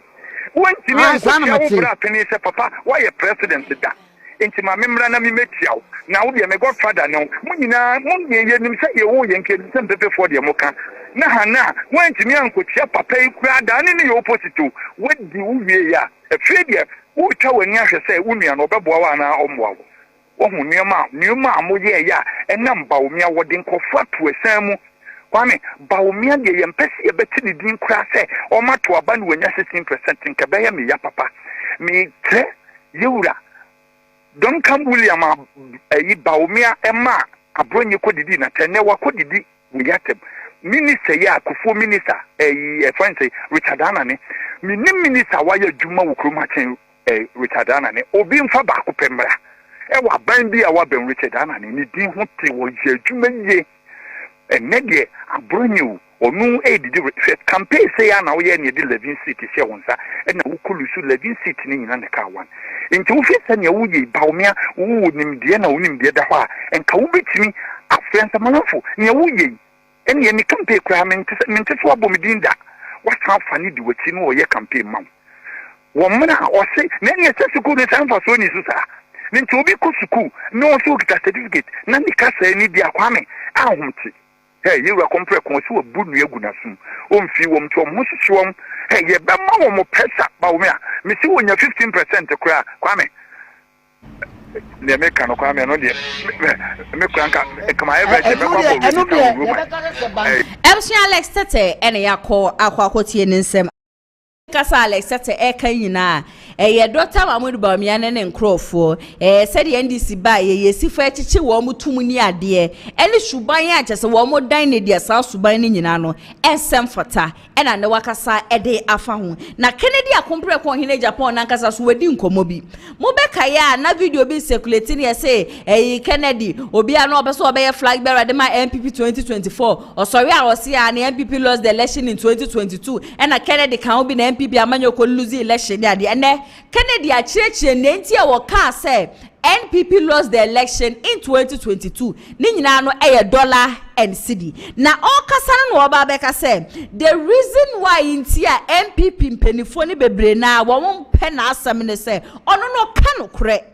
Asem ne said yet no obesi the pain waka ni pain one metwa ntro ne ade na saade na leaders ne so mfempe na asem no eno so na ama grassroots no wo mo so anya odo shunku bi e de ama ono Kennedy akompre ko hine Japan wo so ono de ne ma wo ba nyina ye adwuma ba wo ba nyina no eye adwuma nti wo ye delegate enkogi 10 cities enkogi 200 cities enkogi 300 cities bi fan sha ho na fa wo kokromoti ne nkoto aba fu adaachi bi no ye benu ye ho fa kokromoti no fa koto aba pa cha se be so aba pa e de ama wo ma na wo mo nursing school no wo ma na wo mo teacher training no wo ma na wo mo ko university no e dru se wo kwa koto aba na koto aba pa se papa we ne ba wo ba 2028 no obebie ndwuma enye fiansa na wo ba bi ba be wi aba be tenafie wo ba na won ko shuku na enso no na ni giso obeye mpaboa na ni giso obesua de pam na ni giso obeye adwuma wo factory no Kennedy akompre ko ohine Japan be ma ba wo se nyame ye adom na se wo ba obebie ndwuma de ama won na wo mu nko school obebie bi de ama won na wo ma ko school candidate ejire nyina ebusua obie no wono ma wo kasa de afa adwuma ho na ba ne Kennedy akompre ko ohine Japan ebusua mesi wo kita records no over 7,000 workers. Enye ni kromfo anko a aigbefo wo mu entafo wo mu fantefo wo mu asantefo wo mu bonofo wo mu chese papa ya tu dia peti dia mo bia chese uko regions bi na wo share the achievements of Kennedy akompre ko hine Japan na ebusia mesemi a meti he sanke ka me nko ase ye mam ya kwanya se me ye pani bi wa MPP a anke futu a me de be ma wo mo ne se candidate for na aka nyina ne ye ma wo bi nyina ne nkotena se na ye ma akompre ko hine Japan ne nko a on the contest san se bibi papa bi bibi shunku bi e wo papa yi mu a obeboa ma omanga na etumpon na omanga na afa ne ntuma pay fra me sha so obeka me ho ne yakọ na yakọ akotie Kennedy akompre ko hene e Japan the incoming president of this country 2028 ne sem no FM Resisia March 2022 I had $40 million equivalent in cedis 240 million. Now, the 240 million in March 2022, it was 6 cedis to $1, which means I have $40 million. The same 2022 August, the same $240 million worth 15,483,000. So I told them, look, anybody in this government, if you bring him, he lost the election in 2022. Because Ghanaians, the businessmen had taken a stand, taken a decision that no more with the MPP party, with this, anybody from this government. And they said what? Oh, Kennedy Japan is destroying the party. I am giving you clues not to vote for a wrong person. And you didn't take it. You voted for a wrong person. We lost miserably. How do you then accuse me? Because I felt it. A guy came to me. He was with the other camp. And when he came and we were discussing and I gave him reasons why I said those things. And he was shocked. It's a lady rather. She asked me a question. So how are your co-stores? Listen to me. My co-stores, I was renting them after taxes. All the co-stores, I was making $600,000 a month. This time, our time, 2024, out of the 600,000, my rent was $28,000 after tax. The lady was shocked. Say, yeah, you don't do business. You sit in the office, and when we are complaining, you think we complain too much. She was shocked. And NDC came, he started picking, but there's nothing to write home about. I've lost drastically. People's money, gone. So if I tell you, and you say that I'm going contrary to the party, what I late us, May 2016, we didn't have cars. Where were these rich people? People who can give monies, where were they? But we've gone past that. I'm okay with whatever going on. But the delegates, what I can tell you is, don't think of today's money. Think of future, the permanent job that your children are going to get. Those enticing you with monies cannot give you anything. After that, they'll say goodbye to you, and you still go back and struggle. So vote for a man who has love for you, who cares about your welfare, who sees you as a human being, and always ready to vote. Kennedy akompre ko hine Japan e na akasa no. Kennedy share delegate say ema mu hwe wo mafu nne. Ema obi nkwaji emo na hye mu 5 no. Ema obi nkwaji oil gallon baako. Ema obi nkwaji 1000 cedis nti na onfa dachi generation no. Wo mo dachi emfa nkoto bola so. Onipa da seni biara we delegate at 31st of January 2026. Obeto abani bi no. Se wo dream dachi wo ma ho. Wo dream the future of your kids are. Only one person and a savior. Nipa baako pe ene betumi aboa mo manga na etumpo na manga na afa ne ntuma pefra na saa nipa ne na ye Kennedy akompre ko hene Japan obi ni baby ya biom obi ni baby ya biom the only person a obetumi aboa mo manga na etumpo no me say eye Kennedy akompre ko hene Japan ye wonsem a ye ka na Kennedy to say but there be am say se papa be ka no kure no na the end of the day amafo betan no na me amiti hey obeba na menye adwuma ya I prefer one course one ka no kure no ma menye adwuma nye ndc ba ye yenhwe yenuanom anese fo a wo mutifie yenhwe demonstrations ahodro abusua akosho okrom ha ane teacher for demonstrations ahodro akosho wona woma ko university ewie ebi isu said ye obeye ne national service impo ye problem we ye delegator bisa hu say 8 years na MPP aban wo so no edebe na wunya ye ebra na wo presan ko obi mfa wo fa ase bia na so wo mfa wo babi e wo military ni mu e wo police ni mu no respond ben ye de ma wo Emma obi manu mbekasa mbetu mfutu ngu ani so enka nche say ena meba constituency bia no meba be for nipa say ena mebua ena 276 constituencies no obi abenye do not let somebody lie to you baby asisi a Ghana fo baby a yedru no baby a obefe bia no edin ba akope na obi ebo enu am hwe so na ndwumedie medi a whole NDC candidate tena ha Obie na no ka say if NPP wants to come to power 2028 then the rightful person is Kennedy akompre ko hene Japan. Kennedy enye MP before nkwa na do no ye wo NDC fu a wo do Kennedy ye wo floating voters a wo do Kennedy akompre ko hene Japan. Do you know why? Because okita sa track record no okita records we prove beyond measures say ye de Ghana shenen say obetumi aboa mo man Ghana tumpon Alaji 38 campaign na wo ye nyina na me bie tumu bisa say what den pan wo gina so e ka say ye nto abanfa ma na wa we nim no betumi a cho comment section as because me am if you should ask me I don't know what ne campaign and ne campaign na what sometimes you sit down and then you try to analyze whatever he's saying now. Maybe someone will say, are we really sure we are going to do this? Are we really sure? Say, yeah, kwa yes idea we say, yeah, the Omega ne koshe Dr. Mahmoud Bawumia sa na. And I will state it again, Dr. Mahmoud Bawumia is not a politician. You can decide to agree with me. You can decide not to agree with me, but I will say it. Dr. Mahmoud Bawumia, he is a businessman. He is not a politician. Of course, he knows nothing about politics. And even as an economic messiah, Yensha said we'll handle Ghana economy. Yensha the also. Do we want to risk it again? I am not sure. Baby, I yedru sisiano. It is only one leader. And that leader, Kennedy akompre ko hene Japan. Okwa amanonia wo bi ebo Kennedy din. Ube pie mo mema ye obi ebo Kennedy din. Na afi dem biom. Delegate adwuma ne ye ba akope o. Na se adwuma no ene se 31st of January 2026. Mo be man kunimdie aye Kennedy akompre ko hene Japan. nedie na ebusuya showdown dwumedie so de bia me ka kire mo say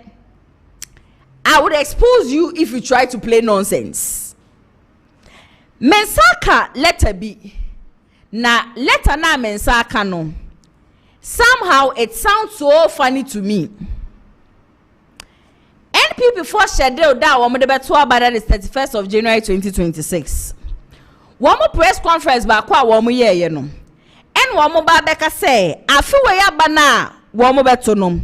There is nothing like a proxy voting. Ebia wa wonnim proxy voting me beto me bona ma kirekirim. Se me amiti he yebushia me ye delegate anyame ya adoma 31st meto aba ni bi. Na hana ATP so a enche odi newspaper review ne be hwemo no so ye delegate obeto aba ni bi. Na yemfa ne se emna so se ye ba beto aba no. Na me na ya se wa misi metu kwan. Nti hana ATP a wono so ye delegate no memma ne saa akwanya no na wato mema ba no e dia mame a kane no na e allowed na MPP for wo mo we a wo mo ye and wo mo de beto abonten say 2026 MPP flag bearer race no aba no there is nothing like proxy voting. Proxy voting be no one ma be kwosho wo wo honom na abasa oto aba betumi ato aba watu kwan aba no wontubi a wontubi ye ma won fa tumi ni fe nkosho obi nsa na won kan kire nipa ne se nipa ne nkoto aba ne fa ma wo na me tetetete niema bi wa aba fontentan fidie sho tetetete niema bi leta na ekita me no bibinti ena bia metumi ma obi a ehu niema ewom sa aba metumi bu a kirekirem. Na sa source na letter ni every ban so a credible source. And the thing na metete ni dimbi a metete ne bushia Dr. Mahmoud BAWUMIA allegedly na hye ma bi echi na ye beka che Dr. Mahmoud BAWUMIA say de wonya ni tiri mu 2023 no se na adwenye ne se 2026 wo benya ni tiri didim dia ne na oboa. Na sa letter ye bushia ye si efri NPP amanyokuo no chairman na wo obi memu ebi free Australia, ebi free Belgium, ebi free India, ebi free Italy, and it just say Germany ni UK ni USA keka wo just say over 30 chairmen and a woman no edin aba abonten a according to woman no woman say omo the petition kwa akoto presidential election committee for niema bi a chese wo maye a chese sa niema na wo maye no according to wo no sa niema ne mfa kwemu nti sa petition wo mo de kwa akoma the general secretary of MPP say presidential election committee for no wo me taking decision bi as a decision no for the banning of proxy voting. Na sa proxy voting no woman mpese woman beti ase enti no woman benya anko obi tu kwan a ye mo obi fufura kwanya na sa nipa ne nto aba yeti he ya so na MPP for so be ye press conference be ka say this time there is nothing like proxy voting. Enti sa petition na mo de kono mode kwase yemfenye den na ne abushia wo mabo MPP ateko de ben ene wo se yema obi akwanya na metete se Dr. Mahmoud BAWUMIA allegedly to 500 Ghana cedis bi di mankrofo bi metete se 500 Ghana cedis ketua bi kwosho di amankrofo bi a wo mo wo man yi mu se de be ya wo mo nyina bagye atum se de be ya proxy voting ne be kwosho wo mo hwe ni yie woman say papa no woman ye careful. Sa 500 Ghana cedis na mumu bi mu hihye shuma se na mo jeje no me kama mati ase say at the end of the day no 500 Ghana cedis no ebe soon for how many days, how many weeks, and sa 500 Ghana cedis no wo be di awie enti wonnye wonchi ma ho kakra. Womana efiansa no wo beko senior high school no anya bia nti wonje wo mo hu kakra embisa se wo mo da che beye den ye mo bia kwanya no obi nkoto aba ne fam obi nti petition no mekan beye phase 1 and then phase 2 bi pe mi nrewre mu ani mi pese ma rewre mu na sa petition no the chairman National Executive Committee, New Patriotic Party, Accra, through the General Secretary, New Patriotic Party, Accra MPP Amanyoko. A petition challenging the Presidential Election Committee's directive banning proxy voting in the forthcoming presidential primaries.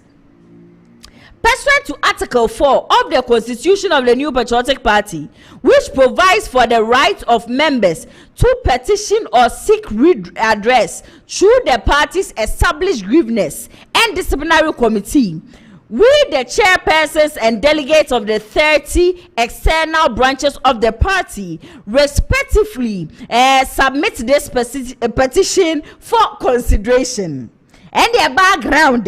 yes, we are chairpersons and delegates of the New Patriotic Party, affiliated to the 30 external branches, duly recognized under Article 8 of the party's constitution, by established practice and precedents. Delegates of external branches who are unable to be physically present during presidential primaries and national executive elections have consistently exercised their franchise through proxy voting, a practice sanctioned and regulated by the party in previous election. On 6th of November 2025, the Presidential Election Committee held a press briefing at which it announced that there shall be no proxy voting for the Saturday, January 31st, 2026 presidential election.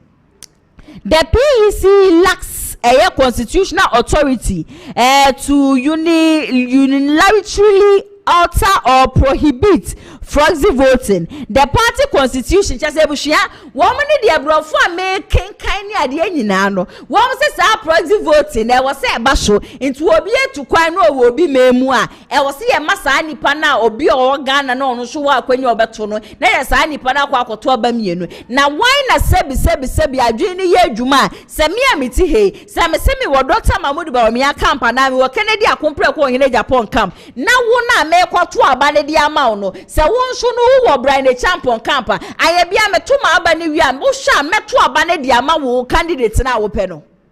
ana meto aba no e dia ma me candidate na me pen. In fact MPP amayoko no mo hwa na se mo constitution no mo hia amendment a mo san so nkoye delegate conference na mo nkoye amendment because there are certain things we ho no ma it doesn't make sense. And your best Kennedy akompre ko hine Japan team ni say they should put their legs on the ground. One fa woman 9 pimping from, one fa woman 9 emphasis from, because 2026 abano so one year list mistake and niema be fa woman say. Niema be fa woman say. Na kwabrane so no hye na sabi allegedly o twetche 500 Ghana cedis dia ma manfo epiepia wo mo se wo mo fa petition nko fa petition for petition nko no obi enu hono ma wo koto aba mienu obi enu hono ma wato na aba wi a wo nko fie mbre no so ne ye bobo a wo mbre metie obi ento aba mienu obi anya nyansani fa nche obi a MPP amanyoko party na ya akono. Today we are seeing a different party altogether.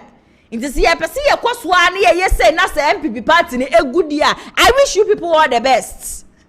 Me wish you na all the best. Mun kwaswa mun ye say ya na delegate so obedi sika. Na abekwa kwato abafo nyame yadoma next year. Twedi ampo nyankopon hada hwi ene nu ubedi. ATPD ensama ajasa aba won krata ni mu no wo ba be pese ni nyina mu ede amaye. Na before that no Lionage Clinic GH wo mo ada Roman ande nana yas wo menya akwanya na betena fiduem ha no se ebuhua makasa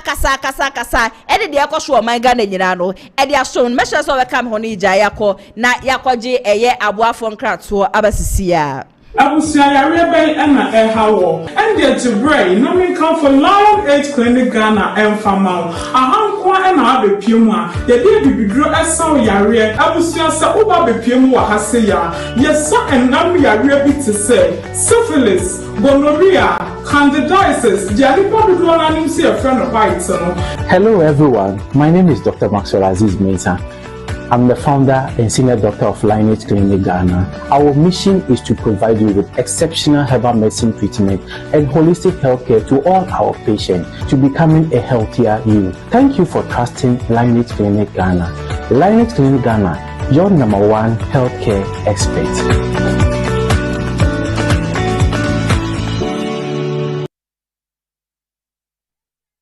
clinic GH for say yare bi eda osubia no obetimi afre wo mo na eja wo mo de wo meduro papa bibiduro no kama no mo de ama na eja yare no etwutwu ne na se America na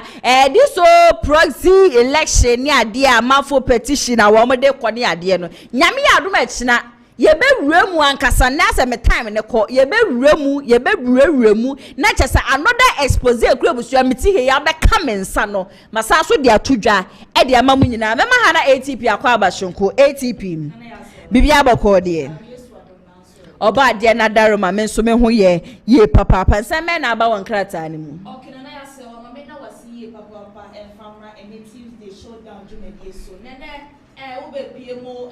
a daily guide and I'm a busian for me for daily guide and fan shy a cratan in I say from my tear for Danny Den, you know, much of Kumasi Online TV, Tick TV, and our face of Friends of Ken TV. Nana, over PMO, our daily guide, Denny Moasia. Next, I am minority leader, a phenomenal king. Nifoni at the Hase come and over here, West Maha, and Nina. Next, a buffalo bunny is only see and is only Chief Justice. No, one also I said, a minority leader, a phenomenal king, a cast, Mamma shocking, Bisa, not an answer. Na no kama ewa wa hye ne se pese kama no se abranti obe make troubles and kasa wo kroma se na ne kratse ebo ho amane enu ada abra okopie mu overting room na enye fedi agran twuma mentwe e call so ewo minority ni majority ni ntem na no odinye papa ene kratse e kan wasem se ne ma call so wo num nyina no ene daily guide e dia bias wo bo hu de ro ewo ha se wonya bia na da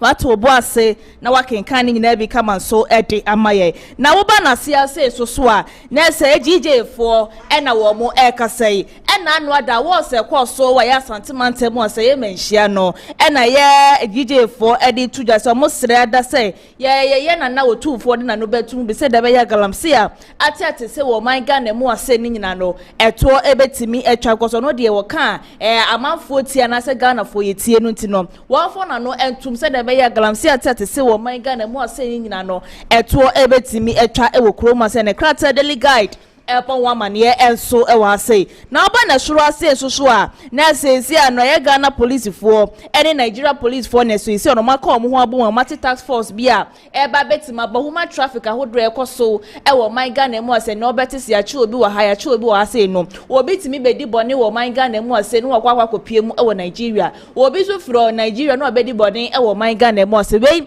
anama eye Nigeria ni Ghana ka boma wo ma task force o mo ba be hwe ama sa na ema nyina eto otimetwa ewo kroma se ya ene daily guide eba ho amane enso ewo ha ewunya bia na eja wakenkan nyina bi so ede ama na busuya wo be pie mu akrata ye mu akrata fa etosu ensia so na ese telisefo mo na wawefo ene se so maka bo mo ba be hwe ama network no etimi akona nim to otian kasa ene krata eso ekan wasem enso ewasente na no pay ensema daily guide ede ba ye ne se maboni nyina tofa ede amount de be ya ne se eja obenya bi na eja wato wo bo ase no wakenkan nyina bi kama so ede amaye mame fo wonko eye daily graphic na be pie mo daily graphic na ese abusuafo yi na ese ye bafo boni ni foni ed hase enra ada de nam se na nye fedi agran kasa abra okopie mu ewo committee fo animum ena we na wo kire mu ka kire Ghana fo ene awiase fo na nyina se wo hye Ghana fo nyina bose se ya gi na tum so ono be chief justice ankasa ewo man Ghana mu ase no wo be ye hwehwani mu bi chief justice wo kro mu ase wo se da bi da wo de bibie betutu da kwanu wo bo no homoden ayedwumaden ankasa ede aseve wo man Ghana ne kratai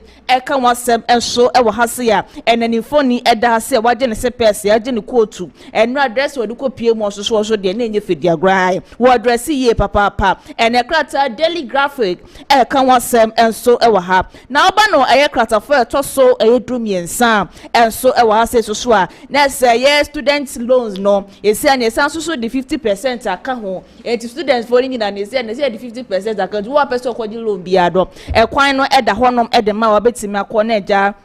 watimi akwaje saa loan bi e wo hodmen ne krata daily graphic e kan wasem e wo kratafa e toso e yedum yensa enso e wo ha na busuafo wo dum yensa wonom na e na ye energy minister e na e kasei wo de we kokobo pa e na wo ka e da chiro man Ghana so man Ghana e yamfa wo no na ese na nse na ekọ na nipa baba na e wo bebre na so so ne ese ano ase short ya na e short e wo kroma sei e ti no se akeka kwa na ese ewu ni se eja ye se dum so bi so Kenya no wo Kumasi ya ma ya fa nkɔhye bi bia kosisi na se ye nema bebre na fa wan ye tu no Kumasi de bia da na nya bebre na wo ha se no asisi ano kɔfom short e wo Kumasi ne kratai ka wasem enso e wo kratafo to so dumiensa enso e wo daily graphica wonya bia na ja wa kan nyina bi enso de amaye na esi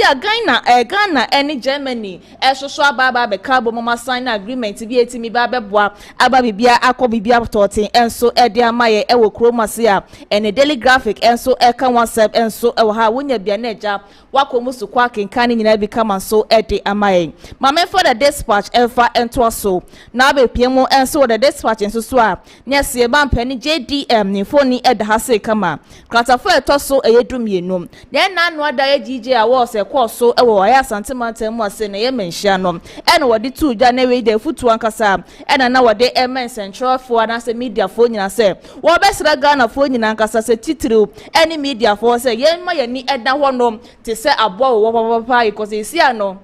de bia de yeti asema pani a ya ma ye kura so ni e bia no te se Ghana map ni aba betina social media ni aka etisi afa adwuma na boye boso se ye be ye dia ye ma no kuradie papa ye entimi enkoso e wo ban Ghana mu ase ne kratai enso e ka wansem kratafo to so dumiensa enso e wo ha sei e wo krata na ni mo na se KJ boss yes Alex the day wo no so ni phone e da ha sei e na wo kire mu e ka kire Ghana fo nyina ese e ye private sectors no e se nyina yetimi e de ye ho bom ni etimi boa e ma do mu hia bia ni esumi etimi de ye hu hyem se de be ye oman Ghana ni ma bi wo no ma ye betimi akoye nim tote ni nyina etimi ensa etima kasa ade na ne kratai enso the dispatch e ka wasem enso e wa sei na oba na siase so so a na se ye papa IGP tete ye hu no ni phone e da ha sei sanso e na ye kwabrajon for no e na ye GJ president eno so ni phone e da ha sei wo kratafa e to so dumiensa na no ada de kwa so e wa ye o asantemantam mu ase no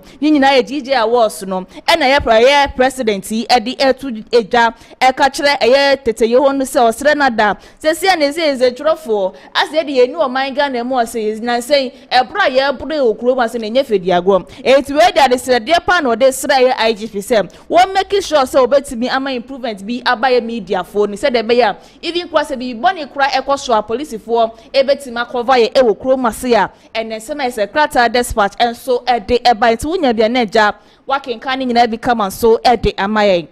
me de wo call the business analyst na be piem so e wo the business analyst so a na se kratafa e to so e ye miensa enso e wo ha say no na se ye na wo tumfo ni phone e da say GJ president e kwabrajon for so ni phone e da san so ene ye man pani JDM so ni phone enso e da modern sa ato nsem e wo ha say na krata e ye business analyst e ba ho amane se ena no ada wo se kwa so e wo ya santimantem wo se ye menhia no ene ye boy na wotumfo abaso so ye ba no man Ghana mu ase pa ye pa infufo a ye so wotimi gina ne naso e ma sundue etimi ba man Ghana mu ase a ye fa sa aba asobode no e fa ma ye na wotumfo ne kratai e ka wo se ye bo na baso kama se wono de wo ye man of peace ankasa wo pa sundue e wo Kumasi nti de bia da me ntime wase bi esore e wo man Ghana mu ase no be kasa pe wo be hu se na sundue etimi abam e wo man Ghana mu ase ne kratai e ba wa manese ya boy na wotumfo abaso so wonkoso a na ne ma pa wo ye edebo o man Ghana ne asanteman no wonkoso a emfa enye emfa man ne kratai e kan wasem enso e wo ha sei wo ba na siase so akatafo a e to so e miensa e wo ye the business analyst na mususu a na se bafo bone ni mfoni e da ha sei e na kratai e kire mu e kasa wono de wo qualify ba wa pa ye so betimi I chief justice e tinsema ye minority leader MPP amane kwori bebre kan e fine ko se wo se wo mo no wanti wo bia case wono de wo qualify bibia kire se obetimi I chief justice ankasa wo man Ghana mu asei ama na ye mese no anda na kopie mu ho no ma na enye fediagwe ne kratai eka wasem enso e wa say na oba na show say so wa Crucify se etoso enum na se busua na se eye minority leader ya fi normal kenifo ni e da show say kama ni nyina e vet na nre course a e jabafo boni menteme wase bi so ye eja minority for 90 every one of no e na kratai enso eka wasem enso e wa say Bank of Ghana ye governor e na eka say e na wo kire mu ka kire my Ghana nyina say si economy no etime gina bra ne papa pa ya enye fidi agro ankasa ene kratai enso eka wasem enso e wa say na wo kopie bo so wo ye nkramantem susu a na se FDA fo omaye omadwuma ni biem eye factory ba kwa se so mo ye pure water e wo ho no so mo ni lances nti no ena me no kase ye kwa kotumti ese ene enso bi wo na se wo no ma na eja wato obo aso wo hwehwe mu ya ansa na wano kose da anhwe ya asanso kwa problem for e de abrant ene krata daily the business analyst in sama se wo mo ede e bai na busua me di nyina enso ede ababa be somo me de wo kwa the overseer na be piemo so wo do overseer so a na se na no ada ye man pani dada na na danko akufu ado adu show board gaga the prema Jack Toronto ai abra no wa bem na kopiemo wo yeta krade marketer na se na project no na ekoso de so bedrum na bia na se project na enkoso biem de so na kratai e ma yete ase e wo do overseer se si no finance minister na ekasa se si no ma sha se o musanso eye adwuma yeta krade market no o mo asanso akọho o mo ye hu adwuma enche bia no Ejakopon boy ebetimi abia no ede amadwadefo a wo mo ewota krade o mo di edwa e wo sa market wonom no ene krata do overseer eso e bon amane enso e wa say na oba na sia say so na ese gold board ayesa mijan fi eda no no ene Yakopon aboa wono abeka kire Ghana fo nyina say sa gold board na yetene kwade wo ba be hwe wo bi obefa kuntuna say edi gold from my Ghana mu say akopi obi mo mi manso bia no ye be chi sa nipa no ene krata do overseer bo ho amane se yetima chinipa makoma 25 a yedu o makwa gina emla ni memra enu o mo ba wedi ni ye papa pade nyina ne se wo mafa kwoti kwan so o mo di gold an efro my Ghana mu asei akọ obi man so akwa koton ni Yakopon encha don se yensa etimi aka wo mo a ene kratai enso eka wasem enso e wo hase a wonya do overseer na eja wakenkan ni nyina bi kama so edi amaye na ye nyina ebe kaya abra 2024 so na ese MPP ndi samani ko no eye campaign kasa wo Kumasi no de na obete ba akopa ne say ye ba ye be hwe ne nkokon ketenkete etima be koso papa ye e wo Kumasi ene do overseer e bon wa mane say enche bia ento anko se ebedi esmas na ese san nkokon ketenkete no ya be lanche ewo ye Kumasi mantemu ase asante mantemu ase ntino mse enche bia no eye nkokon ketenkete program no mo baba be lanche no wa ya asante mantemu ase ne kratai e kan wasem enso ewo hase ya wonya bia na eja wakenkan nyina bi kama soso ede amaye ya ene kratai kan wasem wa ye Eriko Poku no na ye agric minister soso ede etu dwa bra se oni mpanifo ede nhyiamu no wo se enche bia na asante mantemu ase na MD samani ko bo hye na wo mo Ghana fo nyina no wo mo ahase o mu disiti kuko kitekete a na Ghana fo ti memufo ka se na kuko kitekete a o kan ye wen no msisi an enche baba be koso edi amaye sanso ene Ghana ene na Germany agreement akoso ye ntem no ba ma bibia akoso no ene krata do overseer so po ho amane enso wo ha wonya bia na eja wakenkan ni nyina bi enso edi amaye na no pa insama do overseer enso edi ebaye enso eno no me de wo Daily Post na be piemo enso e wo Daily Post a na se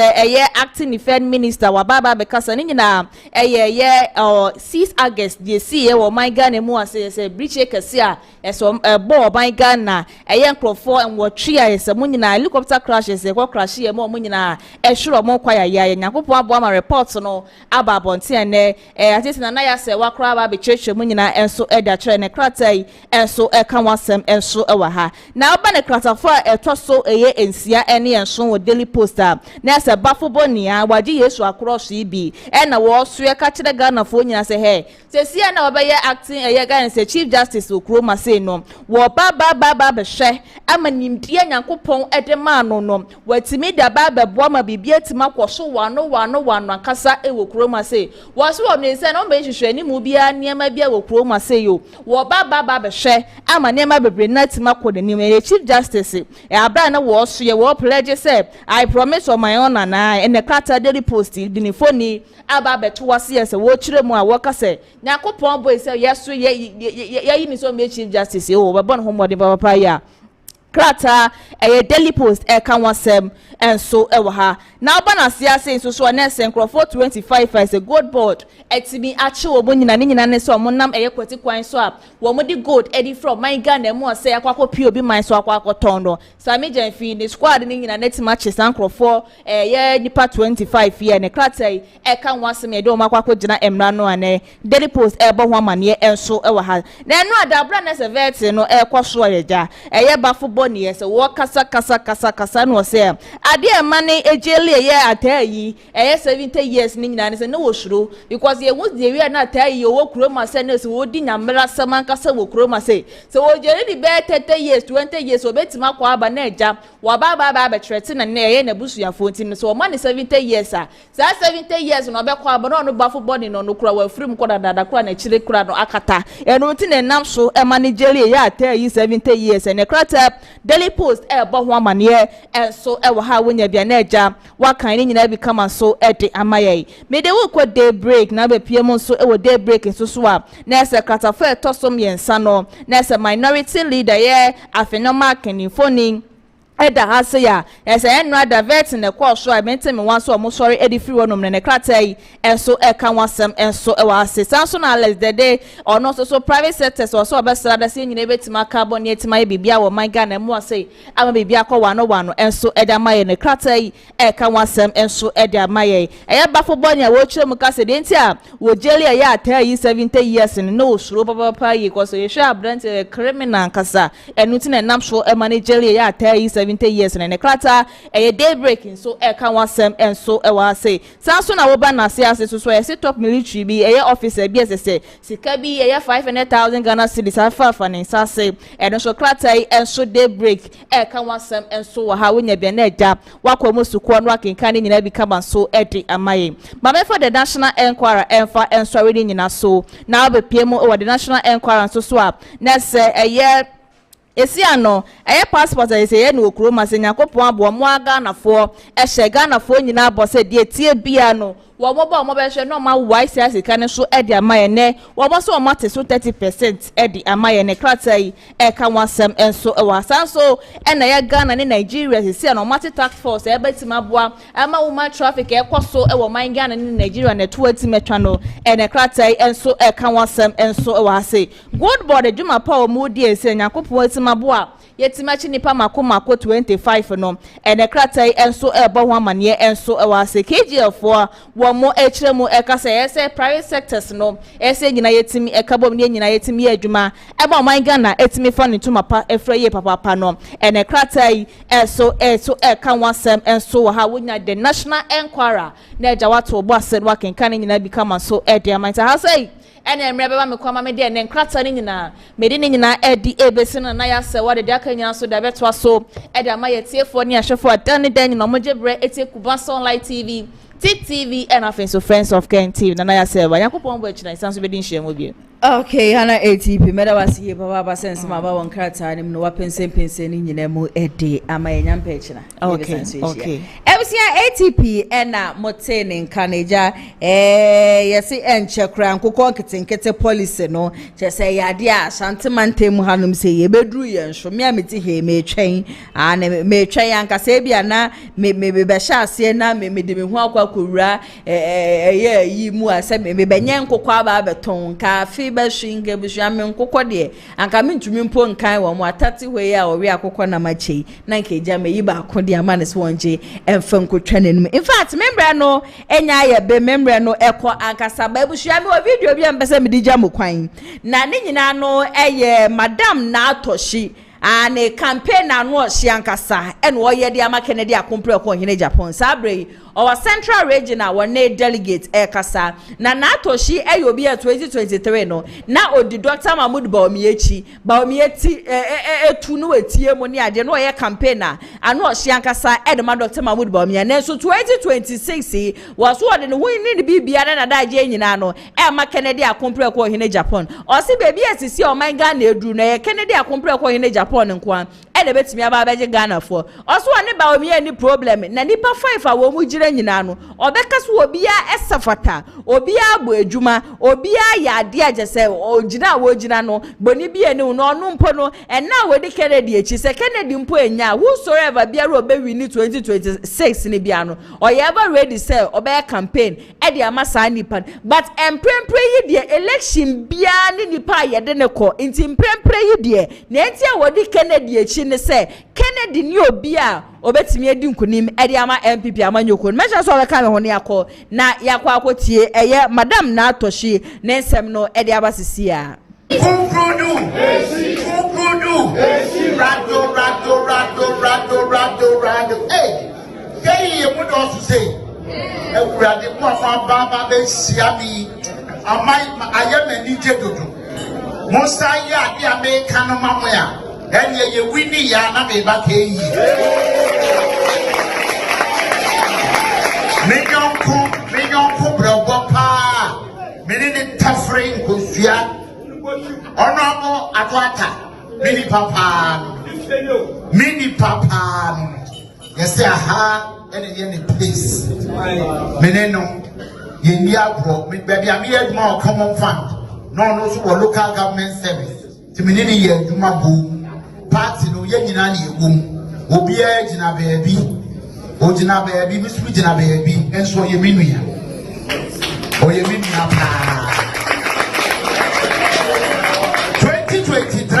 let's have good kind. Now be what Dr. BAWUMIA.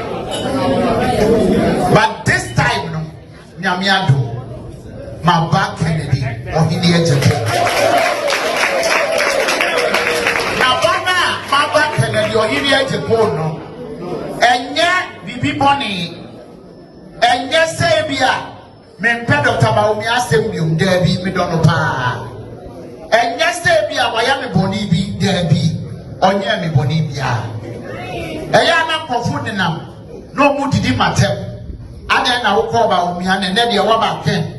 misremu a election bia nye the same say election ye the same one anka mu hia se wo be bie nominations anka se council for ye sorry ya ye di ma BAWUMIA nye ka se ho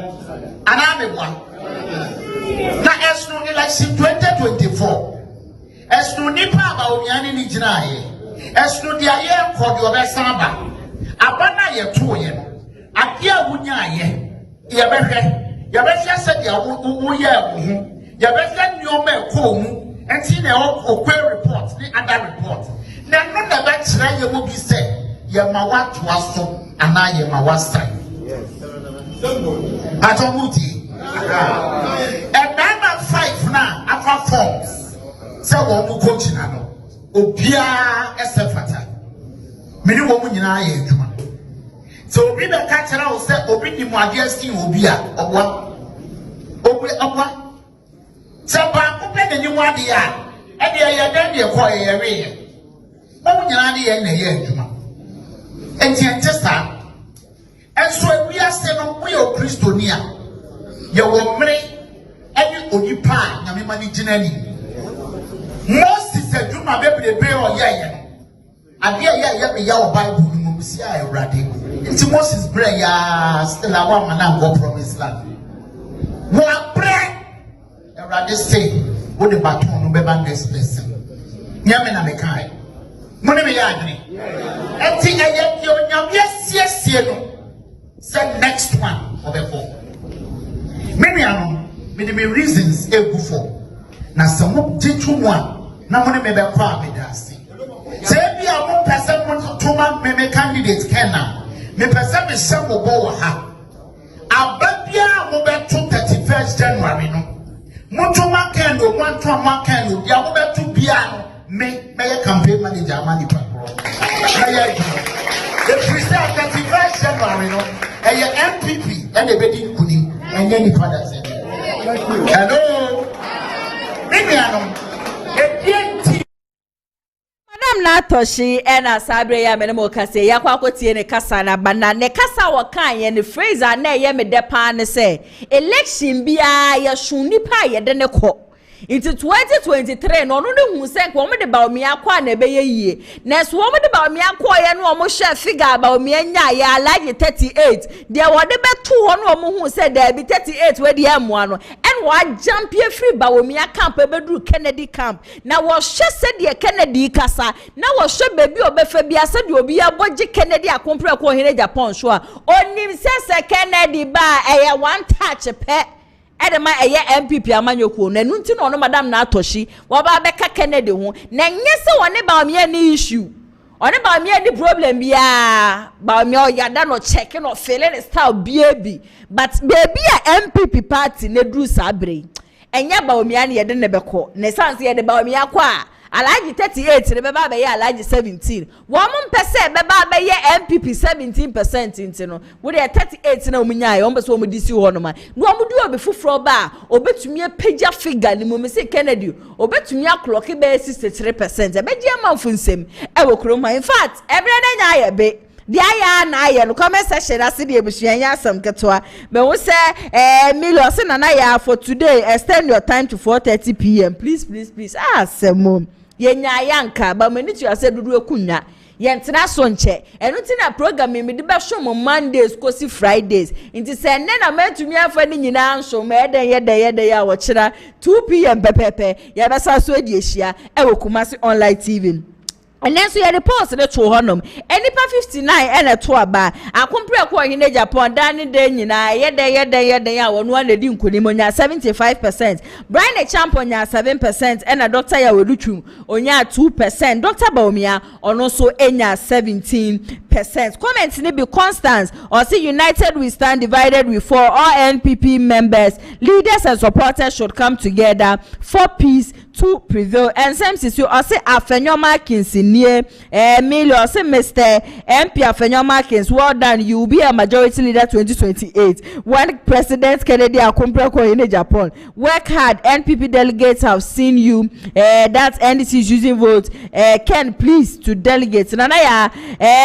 tell what killed a man for I think say no kranum macheche ni nyina mu ede amamo nanaya we the Ghanaian voters love Kennedy Akumpre in Japan but mistakenly can lose the information Kennedy have about BAWUMIA. He will run out of the country. You wait and see. Hey, now just one person just Kennedy e won sem bebre na edify Dr. Mahmoud BAWUMIA who to already obeba church. Nanaya I know it's because of stealing Ghanaians money. That is why they don't like Kennedy Akumpre in Japan. Honorable Ken should do his homework underground. His macho men, his own security polling station agents, and everybody they should match BAWUMIA boot for boot. Okay. Ebusia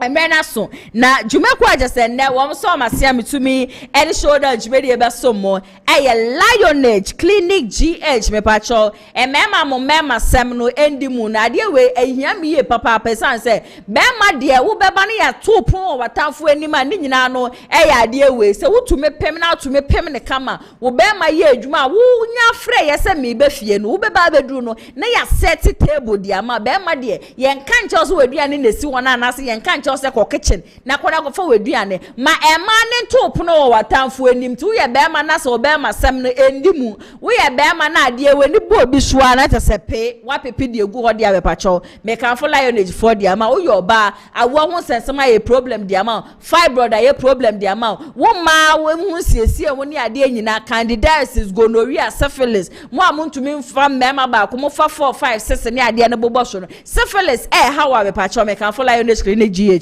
ede ama ko hu wo mo na wo mo ma edru papa je se wo de besiesie wo ho fibroid na be nane mojefi ni nyina no be ba besia ko be ma obetumi agina so 30 minutes 40 minutes 1 hour ube 2 hours kra na mo ndru papa wo mo de be ma mo wetumi apem 2 hours sa so na wo so de na da ne full stop ana sa wo de na da ne koma ebo ho ketu e bia me pacho uko hu Lionage Clinic GH wo be ma wedru ache se be ma na nkasa be twia ba ne obi besie bola depending on the size you want said ya wo ge anasa wo yire size a wo pe no wo lineage for wo mbebua e wo ho no po mechi akwan a wo mo nkran sa so en wo mo Kumasi wo mo tech maxima en nkramante mu so no wo mo spenters me pa cho e free consultation sa so no mo ye adwuma Mondays ekosi Saturdays no pa 8 a.m. ekosi enwumre 6 p.m. nkran for mo frɛ wo mo 0559658403 sa so na Kumasi for mo frɛ wo mo 0558143438 na mo no wo mo ntwehwe nkomo wo obi memu kra me pa cho offer the same number na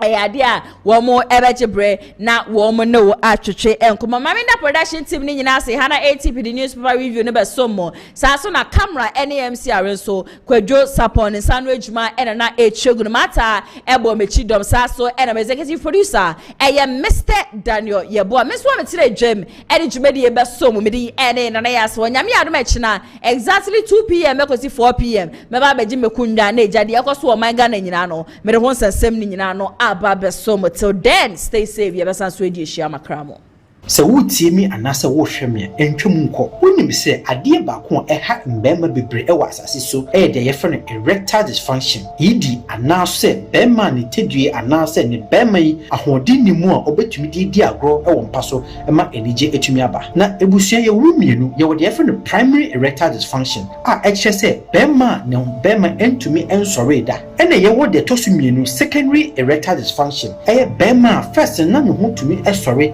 bema na ahodi ewom basisi ade wayemre ewom paso kra se wo ye bema na se wo hwem na wutie mi na se wo sa problem wi a ebusua enye efere enye eniwuo me pacho fa na meye egustru su sisi ya Dr. Aziz me ne obetwetwe nkomo na yetumi aboa o ya ye nniro ahodo ya de afa abefo kwan so a ebema bema wesipi esita